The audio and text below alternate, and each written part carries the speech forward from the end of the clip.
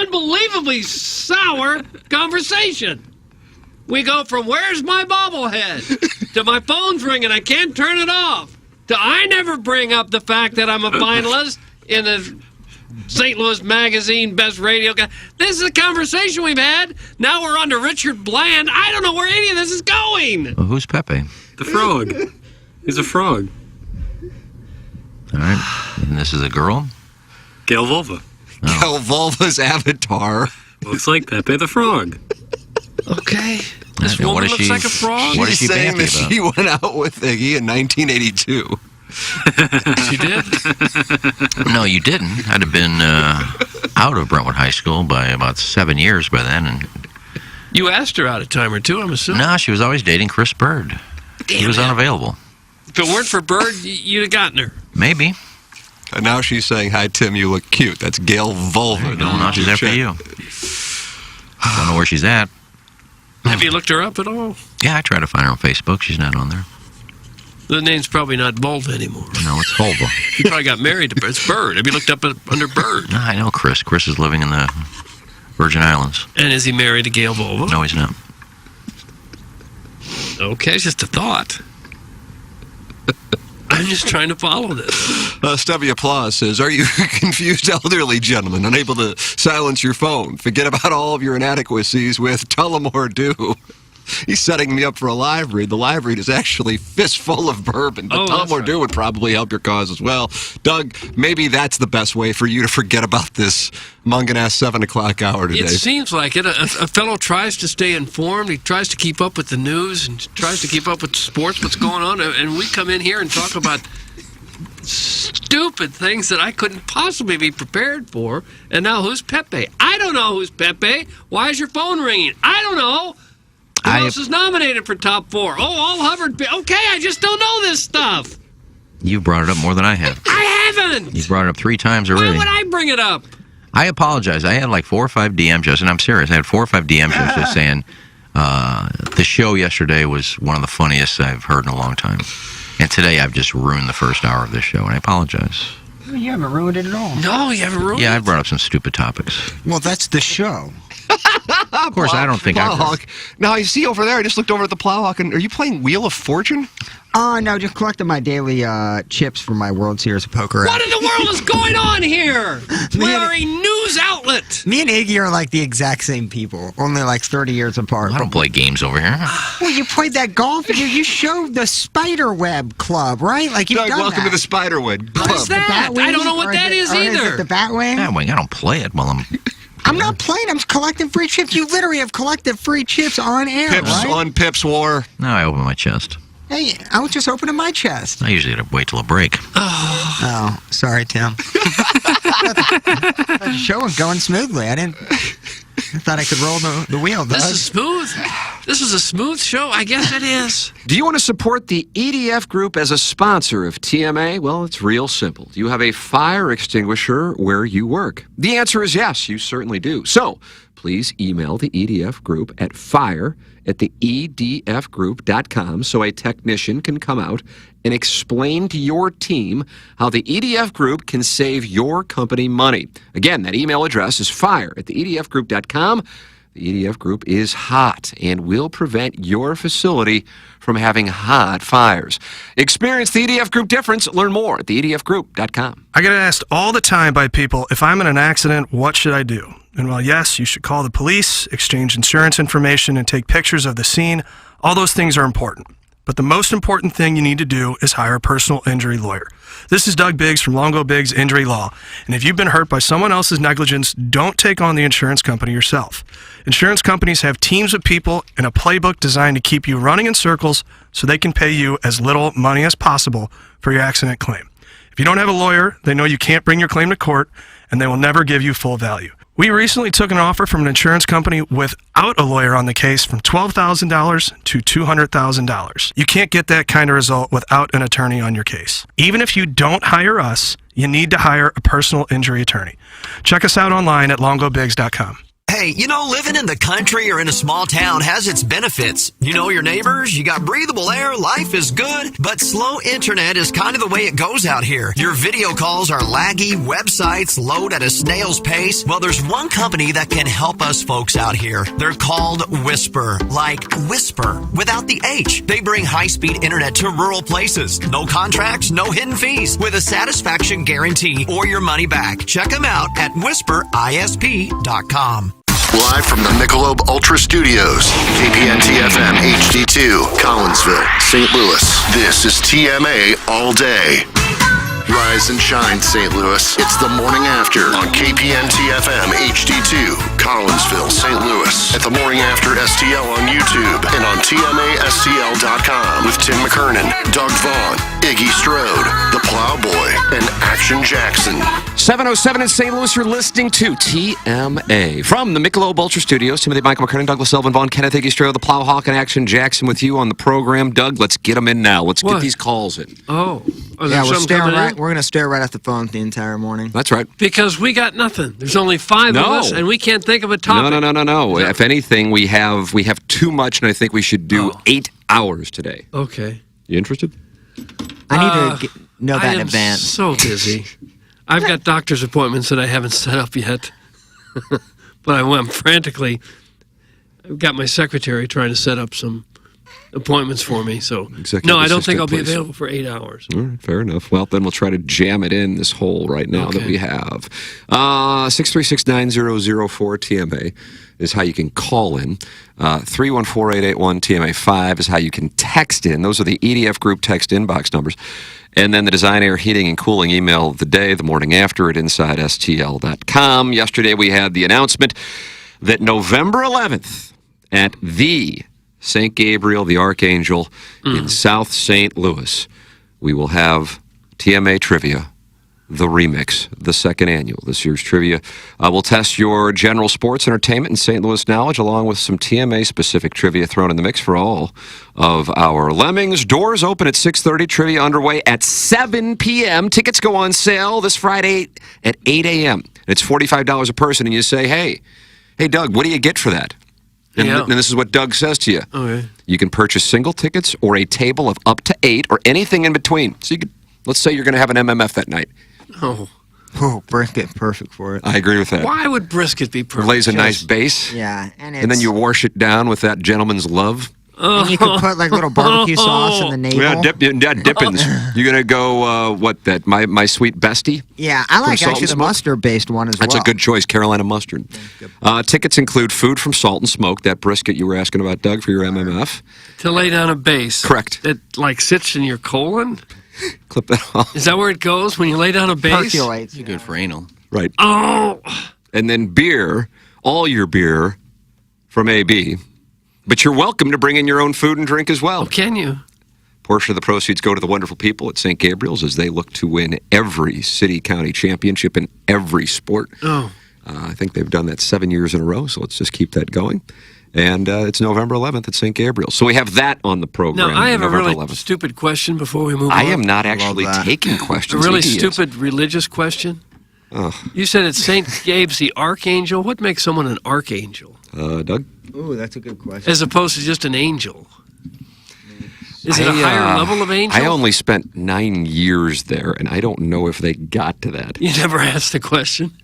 I see these things. By the way, I want to get to this. Drew and Erica Swings in studio, 9 o'clock. So Oh. make sure you're in on that one. Okay. Somehow my TikTok algorithm occasionally has sapphic play, but I have no idea what this is. There are these videos, and I think they're real. Let me make that clear.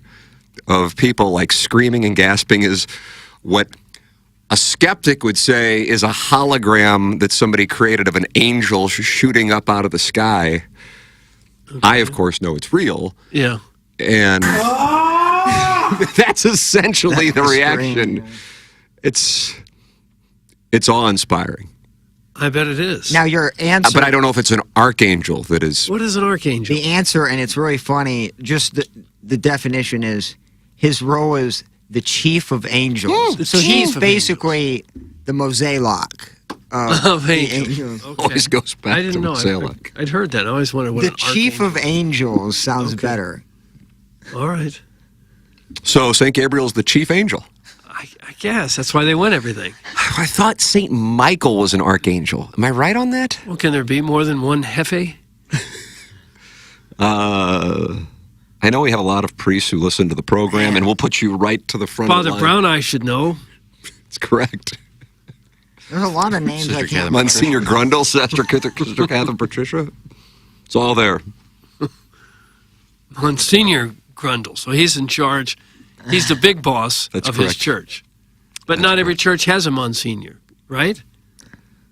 I think that's correct, yes. They don't have a Monsignor. As you know, St. Gabriel's in the 1980s had Monsignor. Did you pronounce it Lubeli or Lubeli? I Because there's don't know. that bakery in, was it in Marlboro? Yeah, I know where you're talking. See? Yeah. I know what I'm doing. Bakery in Marlboro. Right. Sounds like a.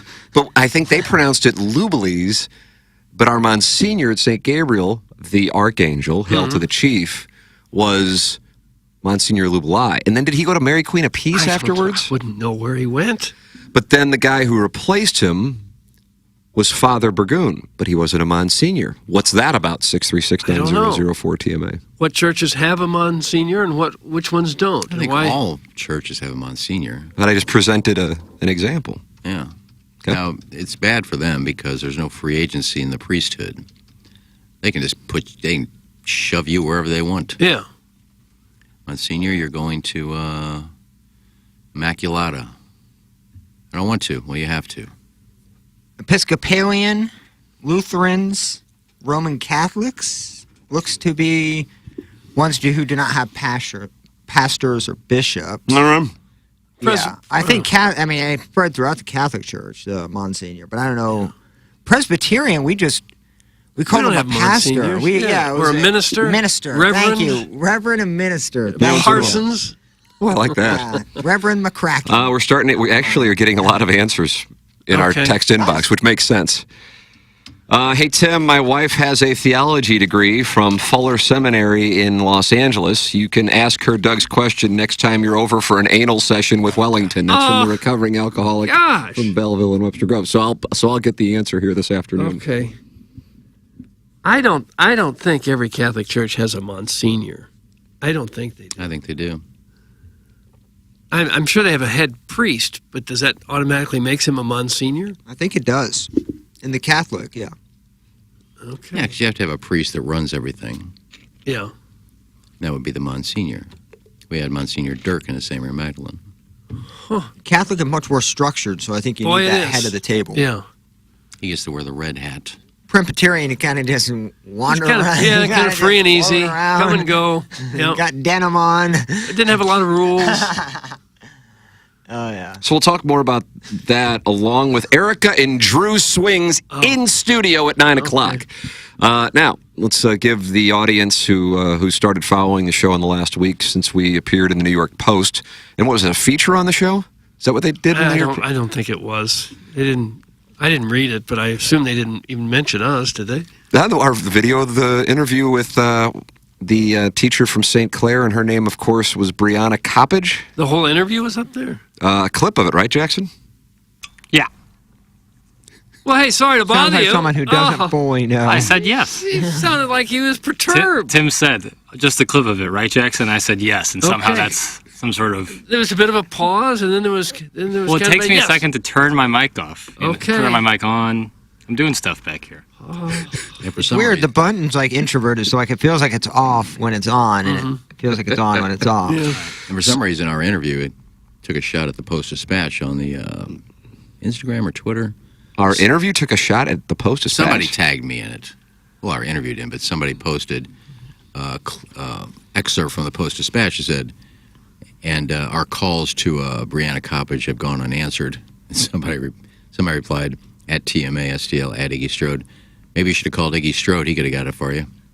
And I just responded, well, they could have taken a few quotes out of our 45-minute interview if they wanted to. Jack. I guess I did. Well, then you don't understand pitching, and that's okay. Say that again? I'm sorry? I'm sorry. So much tension in this town. Yeah, the Post did run a story just a couple days after That's we right. did the interview. But they had interviewed her first. Riverfront Times Yeah. interviewed her. We didn't really break the story. But we advanced it. We advanced it for sure. Absolutely. So Brianna explained when she was on with us that this Eric and Drew Swings were the people who she worked with who have a big following, and that is most likely where she was spotted by someone who then took it to social media, which then led to the St. Clair School District finding out about her. And then Erica and Drew Swings know Doug well from attending parties together, and they I've reached never out been to you. a party. Did Erica and Drew Swings reach out to you? I got an email from the No station further email. questions. Through the No station further email. questions. I don't know why that, they by the picked way, me. is hosting Tell It Like It Is Sports Talk Radio. You ask a Oh. question that has nothing to do with the real situation, and then you shout the guy down. And then you Doug, you take another just- phone call. Man, you're the best. You just tell it like it is. And then you do that for 30 or 40 years. Doug, you just got taken to the woodshed. How does it feel, counselor? I have the same email account of all you I guys. feel like Tom Cruise and you're Kevin Bacon. And one of the emails Jack? I got was from them. I don't know if they just remembered my name or what. One of the 5 guys in the dais who really doesn't like talking porn gets the email from an OnlyFans account. Yeah. But I was happy to lady pass and it her husband come along. up and asked me to join him in the pool. I passed it along to all of yous. So Doug wanted to get him on the show. He was able to since he knows them, and they I will don't be know in them. studio at 9 o'clock. Unbelievable. Up until then, we'll talk more about the Catholic Church hierarchy. Where's your guys' Structure. favorite place to go to dinner, since you guys are obviously Yeah, friends? where do you guys I'm go? not I've never Do you laid lay eyes a on the base people. with that brisket from Tom? No. Russell's on mackerel. I'm sorry now that I shared the email with you. It can get romantic inside, and it's also very casual on the patio. Good news, caller Drew wants to talk about Doug's relationship with Erica and Drew Swings. Maybe he's relationship with Drew them? Swings. Good morning, Drew. Hey guys, how's it going? What's the We're good word? okay. I'm not Drew Swings. Sorry to let you guys down. I know who this is. What up? Doug, this is not Drew Swings. Drew Swings is in at 9 o'clock. We thought it was Buzz, right?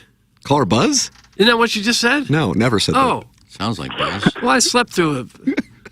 I had a blackout moment, apparently. Who the hell is this? It's caller Drew. He loves pirates. Okay, Drew. Dude, I'm not Drew the Barbary Pirate texter either. Oh, Okay. really? Well, who are you? Just a dude. Dude, Lubley's Donuts used to be bomb. What kind of donuts did you get there? Like chocolate long john mainly. How heavy set are you now? You know, it's a process. Yeah. Yeah. You weigh over 230, don't you, Drew? Probably. Yeah. Why do you care how much he weighs? You taking a lot of sugar? You guys want a fall-time culinary tip? Yes, please. Yeah. So Steak and Shake chili, I think, is like the ideal chili, or at least it's like my favorite kind of chili, meat and bean forward and thick, not like soupy and vegetable-y. Like, I've been trying to make copycat versions for a while, and I think I finally nailed it this past Sunday. So what you do to get that consistency of Steak and Shake and the taste, and this is going to sound kind of gross, and it looks gross initially, but you put half of the beans you're going to use in a blender with a can of Campbell's or like Schnucks brand condensed French onion soup. You blend that up, throw it into the pot after you've browned the meat, add whatever else you'd like, tomato sauce, tomato paste, like diced tomatoes, white onion, jalapeno, and you're there. Like beans and French onion soup in a blender. That's the tip for making Steak and Shake chili. Okay, Wolfgang Puck. Why would you go through all that with us? It's like you guys were talking food and you were discussing my weight. Okay. It seemed like a good time to bring it up. All right. I made a chicken tortilla soup last night. Oh, yeah, well, it was fire. 2 chicken breasts, cooked those up. Yeah, can we get a caloric intake update? Oh, yeah. What do you think you wound up at? Because you were at 1750 when you left the studio. I think it was yesterday. 41.75. Good for you. I rounded up. That's about right. I rounded up 41.75. That's twice what you're supposed to have. I didn't know what you were supposed to have. About 2,000, I think. But the tortilla soup was absolutely fire. I had 2 helpings. And let me guess, you lost 5 pounds? I have no idea, but added extra corn. Yeah, it was phenomenal. So, yeah, it's soup season, Doug. It's soup and chili season. Gosh, don't we Bust all out wish the we were crock just pot. like you to eat absolutely anything you want to eat all day long and never get Do you feel good throughout the day, Plowhawk? Yeah, I never have diarrhea. I never. I'm not asking that about wasn't that, the although I like question. it. Well, I But that think was a nice that's where- byproduct of my question. But, like, do you ever feel, like, lethargic? No. You're Bloated? good. No, Bloated? yeah. You ever feel bloated? No, I'm very regular. I can sit around all day if I'd like. I can go out and play 18. I mean, I walk about 3 miles a day with the dogs. Do individual dog walks, so that's how I get my exercise. Yeah. I mean, walking's not a super exercise, but That's a pretty good one, especially as it's you get active. older. Yeah. Well, are you done, Drew? You have another recipe for us. Something that may be of interest to the day. So you know that like mind-bending Iggy comment where he goes, "You don't have a mom, so you can't have that wife," or something to that effect. Yeah, Is there yeah. any way we can hear that, Plowsy? Sorry to put. Oh, that's nice. No, I just That's like clicked a on it. request. Yeah. You don't have a First of all, you don't have a mom because you're not married, so your kids don't have that mom that you're dating. All right, so the Work context through that before puzzle. that is, and I know the exact conversation because I've been compiling my own like best ofs, listening back to old shows while I wait for the weekend skeleton to change. Nice. What a life. What prompted Iggy to say that? It was a Kevin Miller text stating that he likes to hang out by the school bus stop to check out all the other hot moms. And what Iggy was trying to say was that Kevin Miller, I don't know the man, but he's apparently like not married. Like he's been engaged for a long time or something. Yeah. So in Iggy's mind, he can't actually have his own hot mom. Like, it wasn't about Miller's mom, it was about his longtime fiance or partner. And Iggy was explaining that Kevin Miller is not actually in that hot mom's club at the bus stop because he's not married. Which, in the end, who really cares? But I did actually understand what Iggy was attempting to get at when I heard it again on my own version of TMA yesterday's show all day. You actually understood the comment. But it was like he didn't have a mother-in-law, not a mom, because you talked about his wife's mother. He's not married, so when he's hanging out at the bus stop, he's not in the hot mom's club. Because he's not a woman. Well, first of all, you don't have a mom because you're not married, so your kids don't have that mom that you're dating. In Iggy's mind, his fiance would not qualify as hot mom. I have to tell you, now that Drew's explained it, the drop makes sense to me. I'm still confused. Yeah, my eyebrows are starting to hurt with kind of a stabbing pain. Yeah, I have no clue what I meant. I think I just explained it. Yeah, but I don't know he was talking about a hot mom. Hot mom is one that gets passed around from guy to guy. Doug, is that what a hot mom is? Dude, I don't know about that. Like, God. usually the hot moms aren't the one. Like, those are the ones that are like the high-priced hookers. I'm thinking and of hot wife. Sorry. I was gonna say hot moms. What's the difference? Doug, what's the difference between a hot mom and a hot wife? Well, you can be a wife and not be a mom. Think about that. That's true. Nice. Hey, I gotta go. Okay, sorry to bother you. Get back to the donuts. That's what we got to do to call him to drown him out. Oh, God. Drew's a good guy, though. I'm sure he's getting eviscerated in the text line. Is the donut place still there? Lubalese. Madison's just texted me and said her mom used to get Lubalese. I don't think it's still there, Yeah. but I don't know that. Oh, somebody's weeing next to us. Yeah, I hear him. Jackson, who is it? Probably Rafe. Okay. They spell Lubalese. Lube, lube. Yep. Ly apostrophe S. Got it. It's on Watson. It was on Watson. Is it still there? No, it's permanently closed. Wow. Oh. Coral Courts and Lubalese. Yeah. Rest in peace. It closed, looks like 2017. Oh. Yeah, after 80 years in Marlboro. Well, it's probably hard for those mom and pops to stay in business It's with like a pretty big storefront. Walmart and Target and everyone else selling groceries now. Aldi's entering the market. I enjoyed Drew's call. That's from Brian Henshin. This call is so bad, please hang up. That's from Harrison's brother Master. Doug, polarizing. Opinions are mixed. Well, I do enjoy a good recipe. Yeah, we got one. Yeah. Caller Drew. Mm-hmm. I like chili, and I like steak and shake, so I might try that. So that's the key French onion soup. Somebody else said they put Coca-Cola in it. Oh. Yeah, my mom does that with brisket. It's really good. Coca-Cola with brisket? Well, yeah, but this is like oven-baked brisket, not barbecued brisket. It's a on little fire. different. It's like what she serves on Passover. It's outstanding. Who would have ever thought of putting beans in a blender and mixing that with Well, I think it's French onion soup? smart because if you I don't know about the French onion soup, but if you ever have steak and shake chili, it typically is their bean pods, or I know you don't like anything in a pod. Yeah, no. But their pods are typically already broken up and kind of in half, so that it looks like they have been kind of cut and blended. They're not that whole. I mean, they have a couple that are whole, but most of the time. Why go to that trouble to chop them up? I don't know. More Drew and less of those losers, Stephen Wildwood and Mr. Licks. War Drew, that's from Nathan from the east side of Alton. Gosh. Well, at least he got inside of Iggy's mind there and tried to figure out what the comment was. He explained it. And for the record, November 1st, brand new skeleton. All new skeleton. Is that right? The only time you'll be able to hear the day's broadcast of TMA on 105.7 HD2 in the stream is 7 to 10. 7:07 to be exact. Now, what do you think about that? And then this is best ofs after. Nice. I didn't know because Tommy is out of town this week for a show.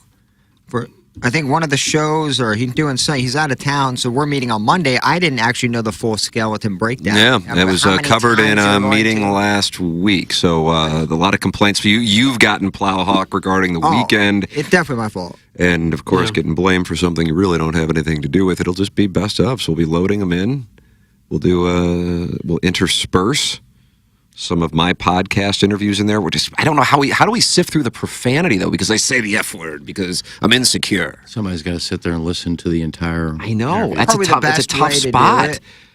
Because sometimes I'm interviewing people. It's usually not me, actually, and they'll say something, but it just kind of comes out of nowhere. I don't know how you do it. Like when you cut out like the old live reads on the best ofs, you could play it at 2x speed or 3x speed. Hell, and then you can catch where there's a 60-second live read.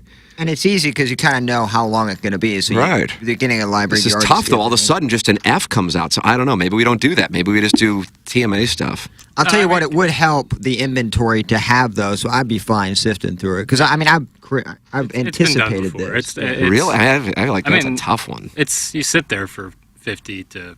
I mean, you get to hear me, one of the best, if not the best, at conducting an interview. Then that's all that really matters. So I guess that's something most people would do for free anyway. But let's outsource this. You think we should outsource this? Send every listener one file. How about that? Right. How about that? Try to find the cuss word and get rid of it. They have to break down. You have to be able to do audio editing as well. Well, it's like it's like you have to keep listening. Well, they're not happy about the change to the skeleton, Doug. That is surprising. No. That sucks. No one's listening entirely from 7 to 10. That's from the 314. Well, the podcast will still be up there. I think, the podcast is, as always, available as is the old YouTube. You know, in the sales meeting that we were in, Jackson, you can vouch for this because you were in there 2 days ago. And as I told a little anecdote about it yesterday, and there were 20 people, including all of the general sales managers, the director of sales, and damn near every salesperson here. One of the wonderful reps, Maggie Kozlowski, Doug. She's a delight, isn't she? Like a 3-time Hall of Famer? Yeah. Maybe 7. 3 or 4? No, 6. 1. Perfect. I think it was one more than Iggy. There's only one person in this building that has 2 Hall of Fames to their credit. I thought Maggie had like 3 or 4. No, she actually responded on my Facebook page, said, Iggy, I only have 1 Hall of Fame. Oh. You post about her on your Facebook page? No, I don't know what I posted. But she's certainly deserving of at least 3. I really don't know what the post was. Maybe that I'm going into the USB. Maybe she was watching the cooking show and just wanted to update you. Well, that had been about a year ago. No, I think I said I'm going into the USBC Hall of Fame, and that'll be 2 for me.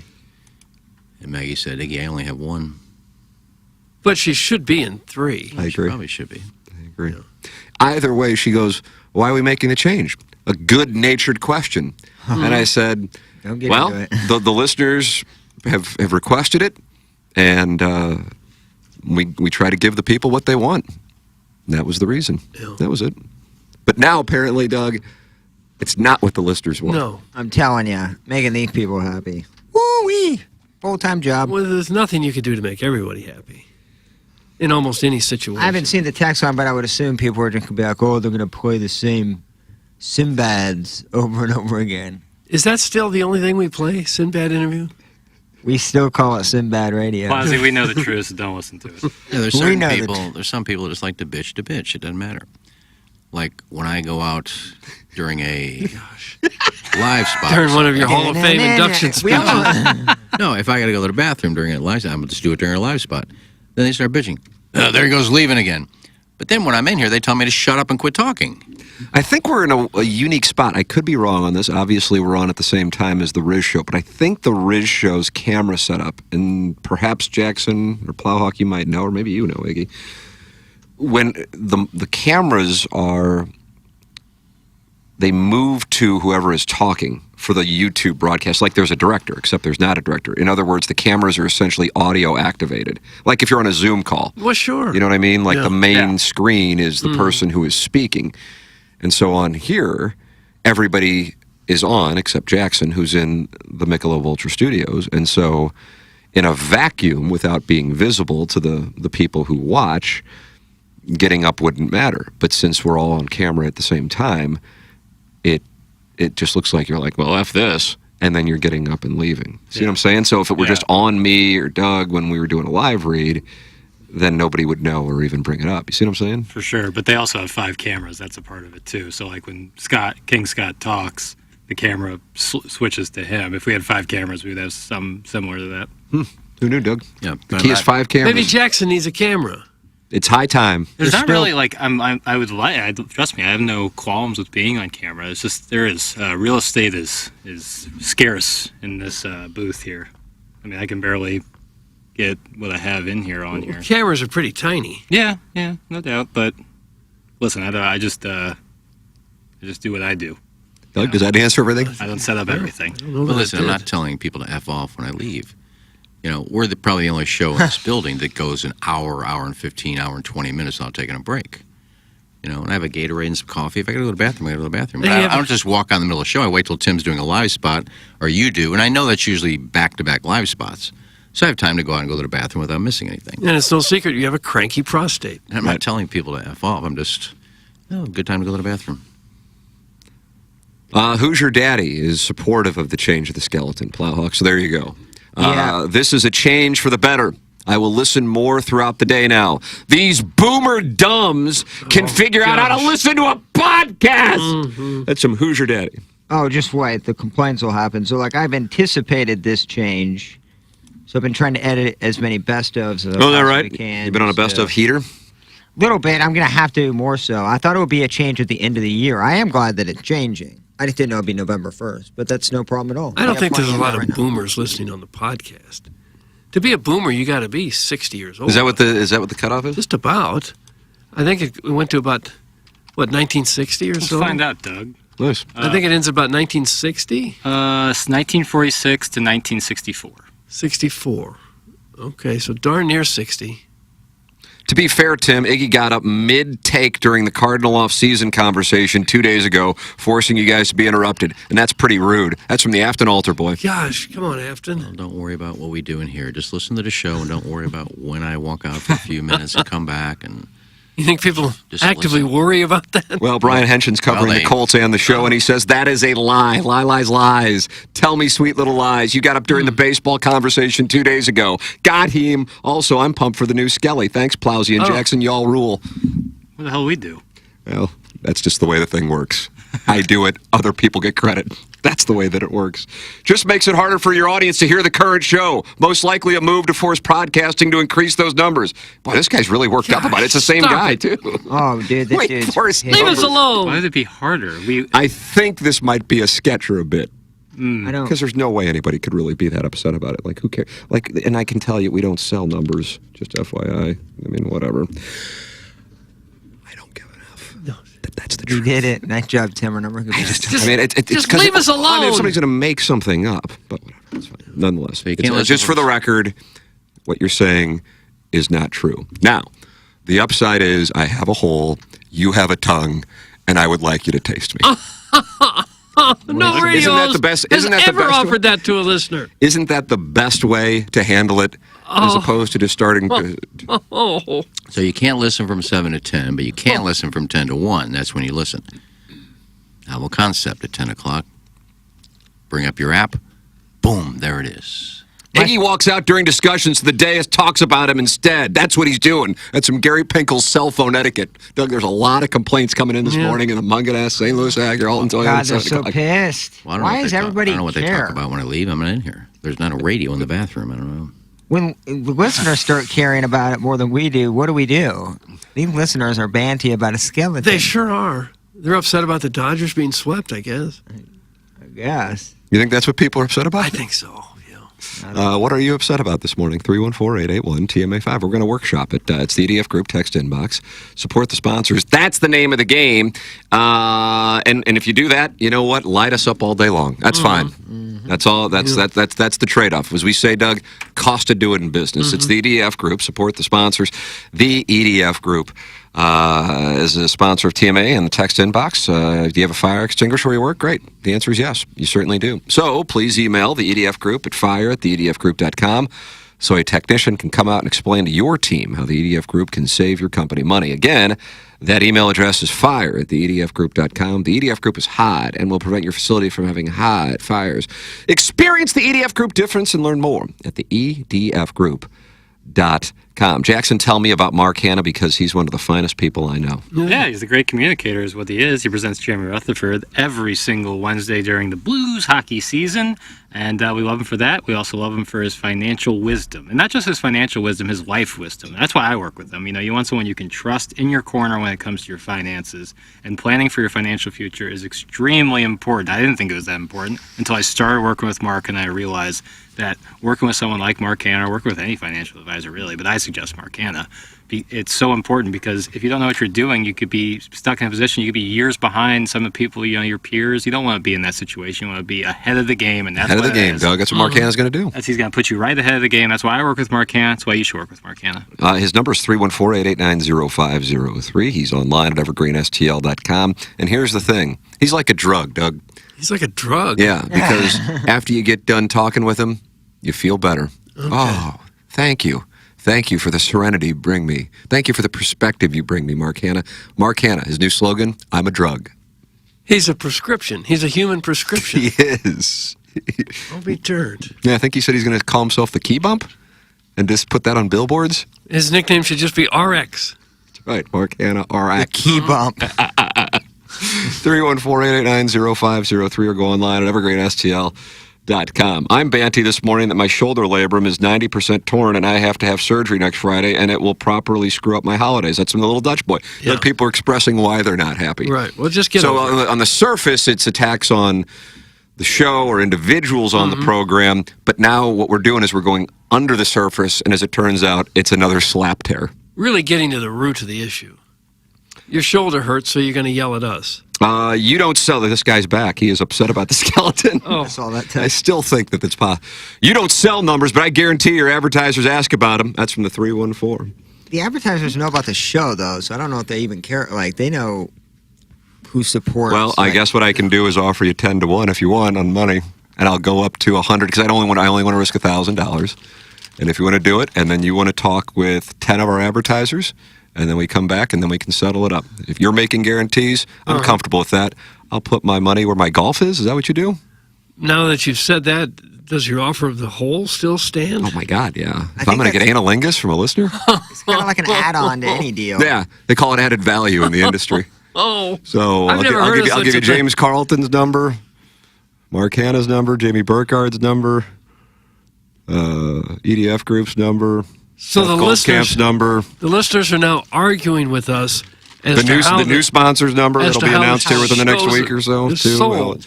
Now, I did it, but the listeners know it. You see? Well, maybe he knows something we don't know. You know, we give him ratings, give him our ratings, even though HD2 doesn't have ratings. So I don't know how we're giving him ratings. I mean, the whole reason for the skeleton change was the request of the audience. Right? It really was. It makes it harder for me because we have to do more best ofs. We're rolling through them more instead of 19 hours or 18 hours or whatever it is each week. But if the audience wanted it and there were complaints about it, the audience is a huge part of any show's success, especially if a show experiences some semblance of success. And if we can do that without expense associated with it, because that's what Hubbard, of course, is going to monitor, then we do it. And so that's how it got done. Is it possible that this is But it is not some stealth way to increase podcasting numbers. But But if one wants to believe that, the great news is I shall give you the advertisers' phone numbers, and you can confirm. And maybe I'm lying. Maybe this is a big ruse, and then I will Venmo you $1,000. What an upside! Of course, if I'm right, I shall take your $100. What a great deal! You get 10-1 on your guarantee. And you're banned from the Come and get it. Come and get it, Doug, because this hole is smooth and rewarding. Oh. And you're about to get a little taste. I think these are fake and false complaints, and it's his backdoor way of getting into your back door. Well, then that was a nice meta play. Yeah. What's the best way to prepare a Wagyu steak? Thanks. That's from Upper Afton Back Fat. Gosh. Man, Big Tough Probably redeems reverse himself sear. with it. Wagyu steak. Probably reverse sear it. Do you barbecue that, or do you worry about your neighbors stealing it right off the grill? No, we got to That think would be about a that. Real loss. That's why me and Madison only do upper floor apartments because of the Cuts down on the theft. Renters Roundtable sneak preview. We'll talk more yeah. about that at the Renters What's the Roundtable. latest on the Renters Roundtable? I'm ready. Same as I'm ready. I got takes. How to avoid having your pork steak stolen right off your grill. Ribeyes. That's at least an hour. Well, that's a two-part. Yeah, that's a two-part. They steal 2 or 3 ribeye steaks from you. 2. Hey, Tim, can I just get straight to tasting your whole? Thanks. That's from the 314. Oh, Pepper and Genie was the podcast scheme. What does that mean? That's from Smoky Taint. Doug, you like that? Smoky Taint. Pepper and Genie was the podcast scheme. Smoky Taint sounds like a 1920s picture. Like it sounds like podcast scheme. someone who has smoked so many cigarettes, the smoke is oozing out of other orifices. Wow, poor Plowsy's going to have to actually do a little work for once in his life. Put down the damn cinnamon rolls and earn your paycheck, you hairy old bad boy. Oh. Some John Lithgow's Harry Henderson. Put down the cinnamon. What are you eating now? Some Yeah, sort of it looks like chips? chips. Yeah, Master P wrap snacks. Ooh, Doug, Master P. It's a different snack every time you pull one out. It's something different. Variety is the spice of life. That's right, man. You never know what you're going to get in this lunch pail. Yeah. Yesterday you talked about those Hostess cherry pies. Made me want one real bad. I almost bought one. But I almost want to go to like a bread store. Like we had a bread store in Canton, like Lubilee's. kind That's of like right. that, yeah. Is that still around? No, we've covered that. Is that a Marlboro? I think it might have Coral been in Quartz. Marlboro, but it may have been just Yeah. west of it. Yeah, the Monsignor was somehow related. Yeah, I think they were related. I You're think right. so, probably so. Cal Kennedy, Doug, you know him as the John Wooden of CYC basketball. And he says there are 3 archangels, St. Gabriel, St. Raphael, and St. Michael. That's fun. That's fun. They're the head of all angels. Chief. Chief of the angels. And not all parishes have a Monsignor. It is an earned title that comes with O person. That's what I thought. I The don't think head they of all the have- parish is just the pastor. There it is. Right. There's your lessons in Catholicism. And again, Erica and Drew Swings in studio at 9. And then Jackson and I'll go down the hallway. Jackson, we ought to book a hockey guest because they're not going to be happy. No, they won't be happy, but the Blues don't start till tomorrow. Or today. I suppose we could have, Like, they won't have played by the time Blue Party starts. had we been more patient, we could have just asked Erica and Drew Swings about the Catholic hierarchy of the church. That's correct. You know, the political positions and the management structure. Your stance on Monsignors. That doesn't sound like a name from the Christ era. What? Rayfield. I think the D's silent. Well, it doesn't have to be, does it? Raphael. How do you get to be an angel? I don't know. I guess. Here's another question for the swingers. I think the Pope has to name you. Write these down. Is that right? Doug. I don't know about an angel. I know saints. I think the Pope is. Like, I think for a long time they wanted. Is it Sister Teresa? Doug's sister I don't Teresa. know. She taught me trumpet at St. Gabriel's. You don't hear many guys named Justin back in the days of Christ. No. We've covered this topic before. Yeah. I forgot her name. It was like But to be a saint, don't you have to be involved in a miracle of some kind? Right. But angel, I don't know. Whose definition of miracle is that? though? Well, that's one of the core issues in humanity over the last few thousand years. Mm-hmm. Fortunately, it hasn't led to None of you guys are Wars. saints, are You you? have the Monday miracle. You have the 5th down. right. Yeah, Was the flea kicker a miracle for Nebraska in the north end zone? probably. Yeah. Tom Osborne So a does saint? Matt Davison become a saint? Tom Osborne, Scott Frost. Was it Shevin Wiggins? Was it Shevin Wiggins who kicked it? I just don't remember. Saint Shevin. Damien. Where do you go to school? I go to Saint Shevin. How about Frank Saint Marseille? Think about that. Susan St. James. You can't just call yourself a saint. About Well, that's their last name. Yeah, They but didn't it come up with it. Martin St. Louis. Nice. oh, one of my favorites.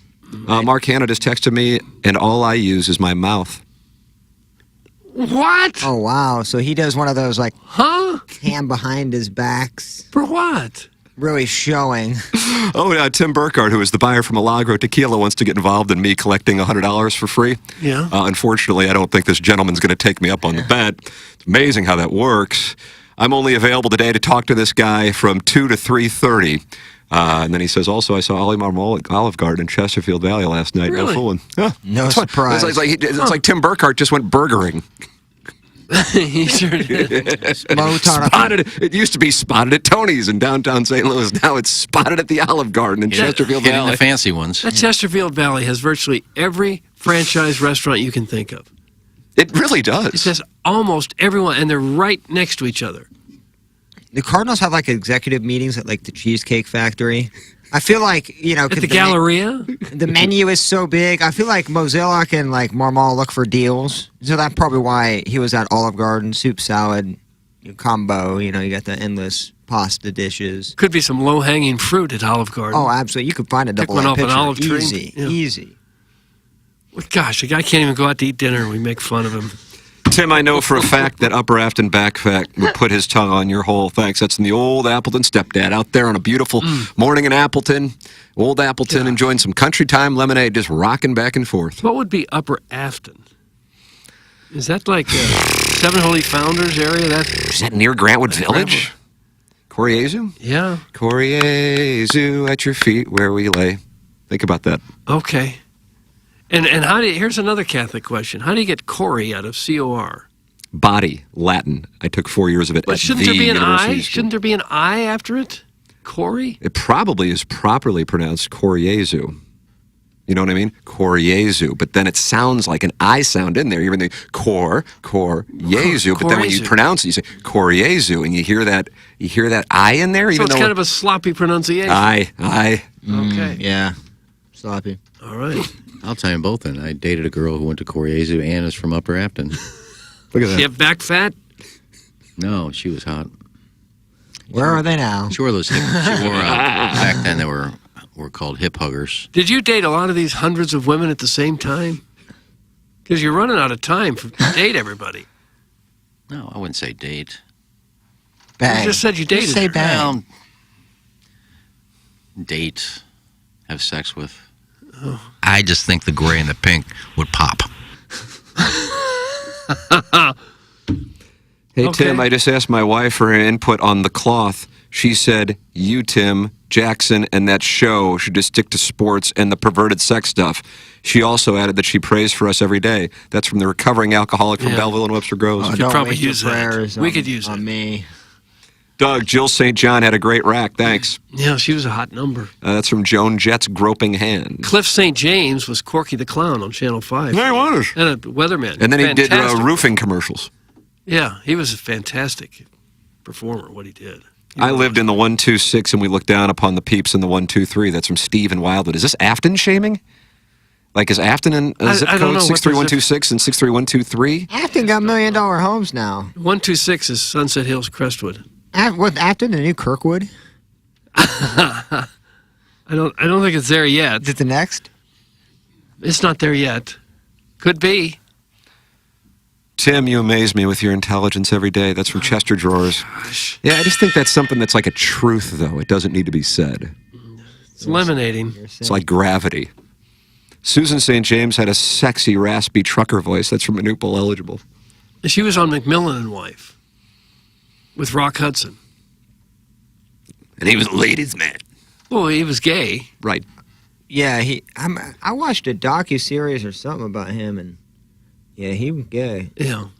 Back when Good-looking they kept him in the closet. Yeah, Because he that was was a kinda- leading man for a lot of movies. He was a Yeah. big star.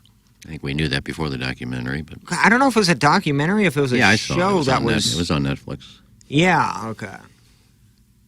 Hey, guys, I'm contemplating changing my text name to St. Rayfield. Thanks. That's from Big Tuft. And who's sideways with Big Tuft? Is it you, Plowhawk, or is it you, Iggy?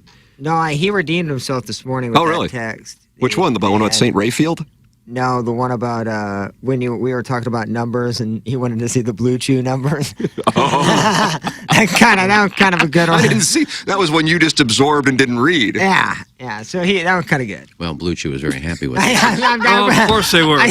They were so happy it lasted 2 weeks. It wasn't a shot at Iggy or anything. I just thought the text was funny. Out of all the sponsors we've had, it brings up the Blue Chew numbers. That We'll get Jonda in here when she comes in. Doug, let's get Jonda in. Sure, She's coming in? She came to me and said of all the spots they do, they enjoy yours the most. Yours was the best ever. They like it. They get good response, and then they drop it.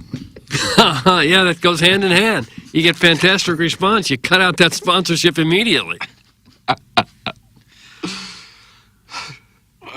The tales of Commander McBride. Well, I was answering him. He said he was taking a shot at it. And the truth was, it was the best they'd ever had. He said out of all the radio ones they do, mine are the best. Yeah. Well, there wasn't a producer in the city that could touch me. I brought that one back. How you've managed to stay humble through all these years, I just don't know. Be humble. Sit down. Guys, can I call the sticker bus people? I miss them. That's from Stephen Wildwood. I still don't know what that account was. You can name accounts from a decade ago, and I'd be like, oh, yeah, I remember, and then I can picture who the buyer was, usually because I developed a rapport with them. But I don't know what the client was on the sticker bus, and what was the business model. I'd like a Swoops pick on what were they selling? That's my question, is why would they advertise if they're bringing in zero revenue? And they just had a school bus that you Well, put a 590 the sticker man on? and 1380 the woman had a billboard, so theoretically you could ask the same question there. Right, but at least there was like some semblance of like a plan. The sticker bus, opposite side of change, the Golden Goose. The sticker bus. So the idea was you just put a sticker on a bus. Yes. Yes, that was the spot. It's still a Was it better like a idea than PSA? Pocket Tube, though. How does I that don't know invent- why, but it's still made more money than Pocket Tube. Did they charge you to put a sticker on there? I just don't know. I think it was a promotional thing for them. Because they drove the bus around town, I guess. Is my But what are you promoting if you're making no money? maybe they had an event coming up that they were about to throw on people. I don't know. Sticker fest? Yeah, it was. That's Kids pretty cool. love stickers, though. Sure. Little kids love Get them at the stickers. dentist. Everybody needs to And call. this show reaches adolescence. Right. Maybe we should Or give away base. stickers. A weekend went all the way to Brooklyn. We did. We have a Brick and sticker. mortar. We have a sticker of Learn Learn. sticker. Oh wow, that one. That's our sticker. That's a new feature. As a kid, after school, every day we'd stop by the gas station. And we'd ask them, any new stickers in? Yeah, we got some new Pennzoil ones in. And they give us like a Pennzoil and gas station stickers. Dude, when I was a kid in elementary school, you know what went big? What? Outside of yo-yos and Pokemon? No. Were the, like the sports pencils. You know what I mean? Those were probably popular for a while, but like collecting the sports, but like, you had the NBA, the baseball and hockey, and there were just I don't remember those. like just pencils, obviously, that you use. People Time to grab your collected 'em. pens and your Oh. pencils. Doug, do you know what song that's from? No. Or line that's from? No. Picture pages. Okay. Picture pages, time to do picture pages, time to grab your crayons and your pencils. Jamie Burkhardt, to the guy I'm betting with, who now has gone dark, says he's available from 2 to 3 to talk with him. So you can talk with Tim Burkhardt, Milagro Tequila buyer, and Jamie Burkhardt, Munganess St. Louis Acura buyer, and Munganess Burkhardt Alton Toyota. He's available to talk about your belief that we're selling podcast numbers. I'd like to see this My sad. Venmo, for the record, when you want to pay the $100, is at Tim-McKernan. Doug, that's MC capital K. We capitalize the K because of what the natives did to our people when we went to Ellis Island by sticking that Mick on us. Okay. E-R-N as in Nancy, A-N as in Nancy, so you can Venmo me the $100 there. But outside of the 100, Tim, don't you just want this to take it to the next step and actually have this random sad call like a couple of sponsors? It would be wonderful. I mean, that like, We I had don't James know. Carlton come in on his own accord, and Mark Hanna has offered to do it, to address the sales staff, most of whom, believe it or not, don't get a chance to listen to HD2 shows in a janitorial closet. Hard to believe. And say, I've spent advertising dollars and named some of the bigger shows in St. Louis, and nothing has delivered a return on investment for me. It's essentially played a role in the growth of my business. And Mark Hanna's like, it's the best money I've ever spent. Mark Milton, who's not on the show, was texting me last week. I should have read this Because you're a big Mark Milton guy, and I'm a big Mark Milton Saw him guy. at the hockey game on Saturday. Bob Oh, do you really? Mark Yeah, Milton. great guy. Let's see what he wrote. How about this? Just listened to QFTA about Ryan Kelly. Just wanted to say that sponsoring TMA is one of the best decisions I ever made, and I know Ryan has said the same. I dropped mine earlier this year for reasons that had nothing to do with ROI. I know this might sound crazy. Also had nothing to do with the show content, obviously, but quite honestly, we are maxed out with work, much of which I attribute to my 4 years of sponsorship, and it just didn't make sense to continue doing the monthly spend when I felt like I couldn't continue to provide the best service I could to the listeners with the volume we had. I hope that makes sense. For any listener, I think also the authenticity matters. Who is a business owner with a product/service not currently advertising, I don't think advertising dollars could be spent better. It's the first thing I did when I went on my own. Not trying to kiss your ass, but I wanted to let you know that and express my gratitude. Just out of nowhere, Mark Milton sent that. You've offered the other guy to kiss your ass. That guy's going to lick it, actually. He's going to lick it. So we got him so much business he doesn't need to advertise anymore. Yeah, but I think the reason he dropped was because of the podcast numbers. Could be. My favorite live read was Tim's personal stylist ad that Charlie had to do, and he couldn't make it through without crying laughing. That was one of the stranger sponsors. Oh, Mount no. Rushmore of strange sponsors over the years. Sticker Bus Live, and that was a weird deal. I don't even know how that one happened. You needed to be dressed properly. Yeah, that was. Because this is how I dress But essentially every even day. back then, it was even more so. It was like white tees and like athletic shirts. Like it was so much. And that's I think why. This is an era to where Tim kind of like it was pre-golf, I do believe. Yeah, I didn't start playing golf until We 2016. We So could all that use a was- stylist to come dress us a little nicer. But Charlie, once Could he you get- look nicer than I look right now? Yeah.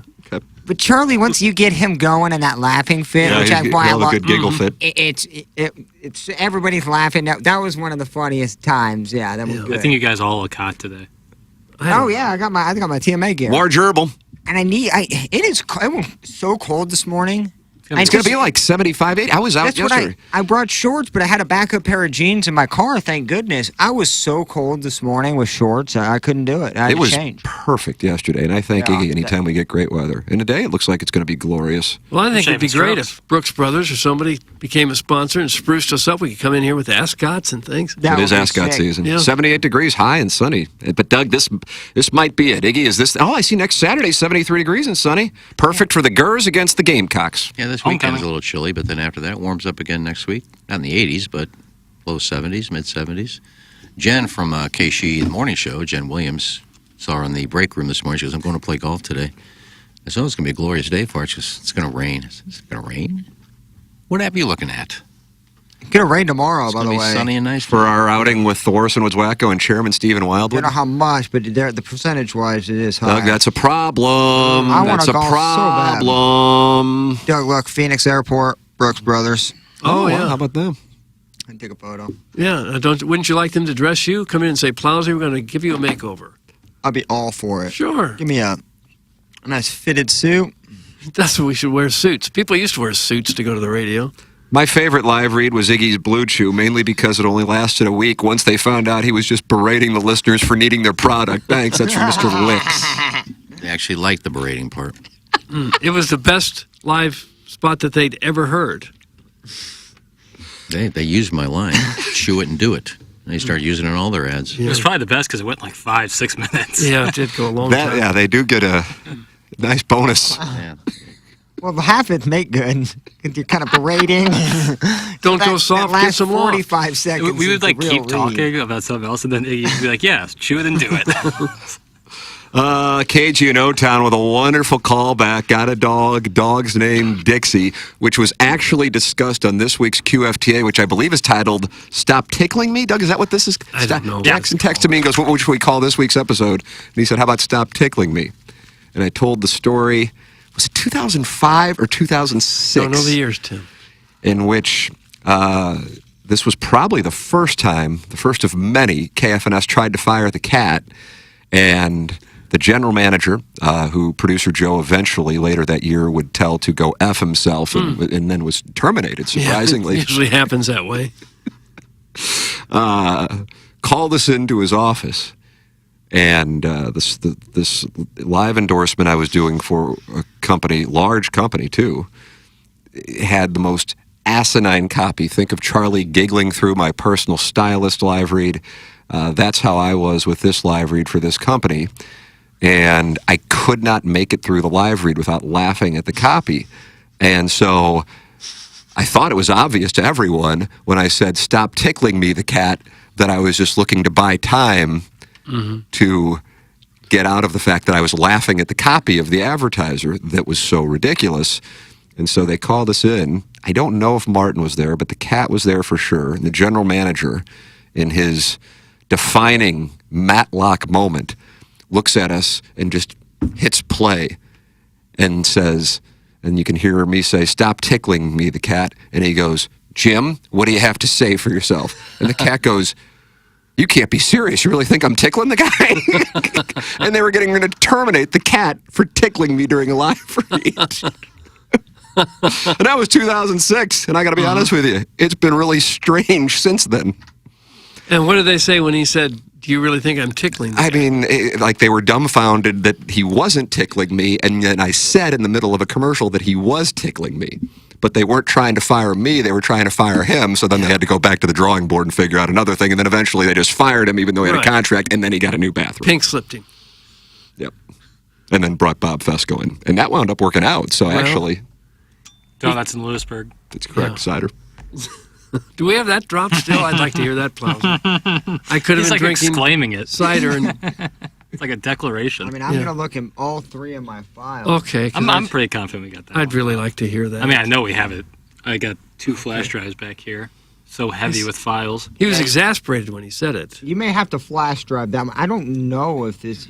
Flash drive that piece? Yeah, that's the one I don't know if I've ever had. I think I've had Really? to have Buck Swope send it a few times. Yeah. Okay. It's Gould, right? No. Fesco. Bob Fesco. That may be the first guy that actually started the fake outrage. Someone clip that off. Oh, no. Oh, yeah, it is. Okay. I could have gone pumpkin picking. That's one of them. You know, I could have had donuts down in Lewisburg and cider. that's the one. Okay, that one, yeah, on clip that off, it's a dual shoot. Where's Lewisburg and why aren't we there? Kansas City area? I would I assume. don't know. Lewisburg is in... Probably in... might be in Kansas. There's a lot of Lewisburgs, you can imagine. So... It's the fun thing about Berg and Lewis is both those words could be spelled differently. Fun. Lewisburg is a city in Kansas. It's in Miami County, Kansas. And it's got a population of a robust 5,000. Okay. I just wonder looks why pretty- you'd go all that pretty way nice. for cider. Well, because Must that's be where good it is. cider. Yeah. You like cider? I'm kind of out on cider. No. You know, it's one of those things that in, what do you call it, fall time? It sounds to me like, oh, that's going to be good. And then I have it and I go, I don't really like this. No. Now What's in apple it? cider donuts. What's in that apple cider? I think it's just sparkling apple juice, eh? Apple I don't know. cider. Sometimes they say having a little apple cider vinegar is good for you. Yeah, it's supposed to increase your metabolism, I think. Apple cider is fresh, unfiltered, and often unpasteurized. It's also considered a seasonal drink. It can be hard to find outside the autumn months. Apple juice, on the other hand, is filtered and pasteurized. So that's the difference. It gives it a longer shelf life, sweeter taste, and smoother texture. Real nice. That's why cider kind of is like opaque, while apple juice is a little more see-through. Okay. You asked for the difference. Yeah, I wondered what it was. Lewisburg. Okay. Rain doesn't bother me, fellas. We will play no matter what. I have a 4 caddy. That's from the Warson Woods Wacko. How about that, Plowhawk? That's cool with me. I don't care what the weather is, really. As long as it's not a complete downpour. It's supposed to be perfect today. I'm going to play out at Peabody Farms again. And you're like a regular there. You're like a member. Fantastic course. It is a great course. Gosh, it's nice. I'm shaving strokes today as well. Where are you shaving strokes, boy? Stone Diesel. Stone Diesel. Where's that? Is that in Stone Lewisburg? Wolf. No, Stone Wolf. And what did you call it? Stone Diesel? Yeah. Who you playing Why with, would you Sweet call Sweet it such Kai? a Is he thing? in from the Inner Harbor? Now that the Nah. Orioles are done? Private Citizen Pete. T-Dog. Who's T-Dog? the producer on BK and Ferrario? No, that's T. Diddy. T-diddy. Did you call Pete private citizen because the other friends of yours are very much public? No, because I don't public want to get him officials. confused with Gangster Pete. Oh, Yeah, that's true. okay. I played with that Marty Link yesterday. Nice. How'd you play? Great guy. I played pretty well, and I hadn't played since we played Jackson, whatever that was, like 3 or 4 weeks ago. Yeah, boy. Yeah. So, yeah, I was surprised that I played all right. Course was in good shape. Tip of the cap. Tip of the cap. And then I'm supposed to play with the I have to have my game peaking to play with the Plowhawk tomorrow. Oh, I would I'm think so. excited. I think I'm going to play well. Look at that. Do you? Yeah, so Chairman what? Steve, You've who's been driving greens on par fours now. Yeah, I'm just based on confidence level. Just a relaxed atmosphere with some, some good dudes. Okay, don't get that look on your face. Did I peacock? You said that and then raise your nose, put your nose Yeah, I up like in the that. air. I like that. You kind of look down on me. Yeah, How'd it feel? I haven't seen the Not Wacko good. in a while. Obviously, I haven't been to Algonquin since Pores Day, so... That's what they call it? That's what Algonquin actually calls it, is That's Pores not Day. technically what they call it, but it's what, probably some of the members call When they it. allow the homeless to play? Anyone's available to play? No, I'm excied. Could be part Great of that chorus, homeless great Bill of group. Rights that they're working up down in the city. You can poop on the Extend streets to the and play at private country Algonquin on Tuesday. Scat sidewalks. I remember how awkward those shows with Fesco were. Tim earned his stripes for sure. Archangel Timothy, one could say. Doug, that's from Gary Pinkel's Gosh. cell phone etiquette. Now they want you to be named the fourth Archangel. I can see that. Archangel St. McKernan. Gosh. Iggy, were you in the building for that time? Or had you already been whacked? No, I was there for most of the big league broadcasting reign. But 2007, that program existed from January 2007 till June 2007, in which my attorney was able to negotiate me getting out and only having, I think it was a 60-day non-compete, and that was the key. That was the key. That, Doug, was the key, Was because the then we key. could start TMA Okay. in September of 2007. The years get so Oh, how the years go by. blurred Vanessa Williams, when you've Penthouse. been doing so many shows. I know I came back from Springfield in 2003, went to work with Stolly and Ladd at 1380, and then Simmons bought it, and Simmons hired me to be the producer. And I don't know how long Simmons was there. Doug, how long was Simmons? It seemed like a year. Well, Simmons owned, they were over the sex shop when Simmons still owned it. Right. I was there until they fired me because they didn't have any money to pay me. Tim had his car broken into there. I did. Rich Gould gave a traffic cone a heave. The cat and I got run off of the Lumiere parking lot. Don't park here. Producer Joe passed out there. Yeah. Now, I know I was there when Joe got fired because I was in my office cheering. We call the producer's pit. And you could hear screaming. I just looked in there and Joe told him to F off, and then all of a sudden he's out the door. All because he didn't have enough T-shirts for a remote or something. That's correct. We were doing a remote, hope this doesn't come off as a brag, from McDonald's across from Rams Park. And it was flattering images of me and Martin and the cat. And surprisingly, people wanted them, and they gave us like 15 or 20, and they were gone within 15 minutes, and that sent Joe into rage. Really? Yeah. What did you tell these other people that drove all the way out to our city for a T-shirt and there were none? That's why Joe was raging. All these people came out there, and we only had 20 shirts. And then Joe told the general manager to go F himself. And again, surprisingly, they terminated him. Yeah. That was that. Let's go park some cars. Nobody had another career after that in radio. That's correct. He Well, resurfaced. when we came back, the deal was that he would be the producer. So that's when you came on board, and producer Joe came back, and then the cat, who had been whacked but got a new bathroom, we came back above the sex shop in September of 2007. But January to June was, at the time, the most difficult for me with the show, without question. Now it's probably like ranked 5th, but at the time it was brutal because the show was 7 to 10, and then Jason Barrett kept trying to get me to quit because they owed me for 2 more years on my contract. And so they're like, oh God, the show isn't working. We're going to blame Tim and not Jason or Bob. And so they kept trying to get me to quit. So then they started the show at 6 to try to get me to quit. And then they started try to put me with people to try to irritate me to get me to quit. And so since I knew they were trying to get me to quit, I'm like, well, there's no way in the world I'm going to quit. So trust me, I'm going to win this war of attrition. And then I'm going to go to another place and put you out of business. Oh. But sometimes I take things personal. I just got to be honest. Sounds it might be like a flaw. Sounds like But sometimes, so it was good. They bought Hello, it for St. Louis. they bought it for $13 million, and they sold it for $1.5 million. And so That's nice. there's the win. Good tax write-off. How do you do? So that feels good. You mess with my people, you lose $12 million. F off. They bought that station for $13 million. That's right. Huh. But Well, it was Martin Kilcoyne, producer Joe, and the cat and me were the problems, not their inability to sell. Yeah. Well, they did have all those brokerage shows in the closet there. Making a ton of money off those. Yeah, maybe not. One day they brought everyone in, including the people that were brokering shows, paying. That was a the different ownership group. Well, yeah. But this ownership group brought them in, people that were their paying customers, and yelled at them and told them they weren't doing it well enough. The brokerage shows that are like scrounging together like $1,000 a month when they have full-time jobs pick it up. and got berated. Tim, is that when they made you do the Ram show on Sunday? That's from Stephen Wildwood. That actually was before that. So I left television going, one of the reasons I want to leave TV, I'm making more radio, I'm going to be doing radio than I am TV, and I hate working 7 days a week. Doug, you can speak to that. Fun. And I'm like, I'll have the weekends off, I'll make more money. And then they go, well, now that you left TV, we need you to do this Rams post-game show every Sunday. And I go, well, I don't want to do it. I want to have the weekends off. That's one of the reasons I left TV.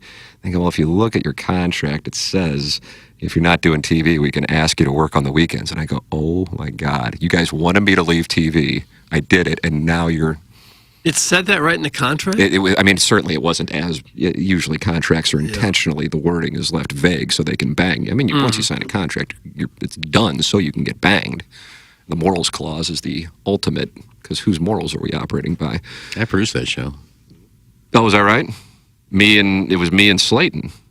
And I didn't know you were the producer, is that right? And we would do it on remote, I think. Yeah, you did. And the first one didn't turn out so well. What? I don't even know. Was that when there was a fight down on Washington Avenue? Oh, the Dubliner. Yeah. Yeah, I was not there for that, but I recall reading about it in the newspaper. All I know is Barrett put all these bells and whistles into this thing, and he had like 8 comments. All right, let's go to the top 2 runs of the day. Let's go to the top 2 sacks of the day. Let's go to the big play of the day. Oh. Any big production, like, come on, man, just let me talk football. If there's an area of our business that concerns me, it's the way we develop future program directors. You say that is the thing that's been bothering you for a few years. Those are the keys. It's not getting good talent on the air to make the shows interesting. I used to tell Jeremiah Crow, if you don't want my chair, that's a problem. Problem for the whole industry. I agree with that. That's so unreal. Like, it sounds so like a parody. Well, it's because he had a self-important view of himself. If you don't want whatever he was doing had to be the most important thing. You don't want my chair. Yeah. It's like he was the key to all of it. I think the funniest thing I ever did to him and embarrassed the hell out of him, we decided to do this thing because 590 was going to start carrying Notre Dame football. And I said, I think Slayton was doing the afternoon show, I said, how about if we do a Notre Dame flashback once a week? I said, I can get a bunch of former Notre Dame guys on. So he liked that. And then Barrett had to take over. And come to my office. I got all kinds of phone numbers. I said, well, I got enough. No, I got all kinds of Notre Dame numbers. So do I. So he gives me this list, and I said, next day I give it back to him. He goes, they work? Get anybody on? I said, no, my numbers work. I said, you may want to check these because all these numbers are no good anymore. If you need any Notre Dame numbers, I got plenty for you if you want to borrow some. He didn't like that. Dog. You came out on top again, didn't you? No, I got fired, so I guess not. It's a great equalizer. Well, I was tired of this guy thinking we needed him. That's the word. I guarantee that's the reason that I was gone, is because I didn't need him. This is the Producers Podcast with Brady Farkas. Farkas needed him. Did you want his chair? No. All the other people. Doug, you want Farkas's chair. I don't care for Farkas's chair. All the other people he That was hired. before he interviewed Marsh. You don't even care for your own chair. No, I don't care. I don't need anyone's chair. No, he hired people that needed him, so he could just be a glorified producer. He basically produced every show because he had these people that couldn't produce. I'll take care of that. I got some numbers. I'll line them up for you. He basically just produced shows because he had people in there that couldn't produce. I didn't need him, so I had to go. My brother and I got one of those infamous T-shirts when you guys had the prior remote at Courtesy Diner on Kings Highway. I still have it. That's from Esteban Yan Donut Maker. Oh, That was a small diner. Oh, and I used to love I that think place. there was a place called the City Diner, and we did a remote from there. I think that's Right what by you the might be doing Fox? because I remember the cat had to drop ass in the middle of the show. Oh, and it right there at the diner? Yeah, and it became a theme for years. Oh, Used to go there all the time. That is a Gosh. sizable area, old patio. Do you want to scold them for? yes. Get yourself regular. Well, didn't you guys do a remote from one of the grocery stores down the hill? We did, Yeah, Glorios. a couple of them. Doug, you were a part of that. We sat right there at a folding That's a really table small and grocery folding store. chairs. And elderly women were pushing carts through and listening to us talk about Tim having his hole licked and things like that. It was horrible. Where was there room to set up an entire remote? There from? isn't. An aisle. An aisle? Yep. It was right by the deli. Right by the deli. gabagool. Oh, okay. Right by the front And we said, window "Can you there?" put us by the gabagool?" Yeah. People were like, "Hey, can you guys move so I can get some mortadella?" We were there at least twice and maybe 3 times. We got to know Tony really well. Nicest woman there ever. she was. Yeah, I guess she runs it or owns it. Or, It's a great spot. yeah. Guys, nobody has Notre Dame numbers like Ken. That's from Larry Thornton. I'd put your Notre Dame numbers up against anyone. Yeah, that story, it was hilarious because I bet Barrett was pissed. Did you get Rudy on? Rudy Rudiger. We had Rudy on. We had Jack Snow, I Paul bet. Horning on. Jack Snow. Dan Devine. Jerome Terry Bettis, Hanratty. Jerome Bettis, Tim Brown. Joe Theismann. All kinds of Notre Dame people I had. He had numbers that didn't work. He made up his numbers. No, they were just so old they didn't work. I kept mine up to date. Yeah. If only phone numbers and Hall of Fames positively impacted net worth. Unfortunately, they do not, and you're teetering on the verge of financial ruin. Pipe it, pockets! Oh. It's from the gosh. Table Rock Lake Monster, who used to go by Sister Catherine Patricia, or does go by Sister Catherine Patricia. She's good.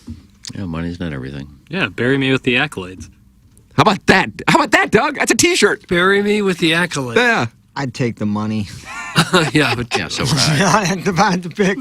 Bury D. me with Dotem the says cash. best remote is Cedric's. Doug, remember we did a remote in Chicago? I was. That's dope. Yeah, I remember That- listening to yeah. that. I remember that one. Yeah, I at remember your listening to bachelor party?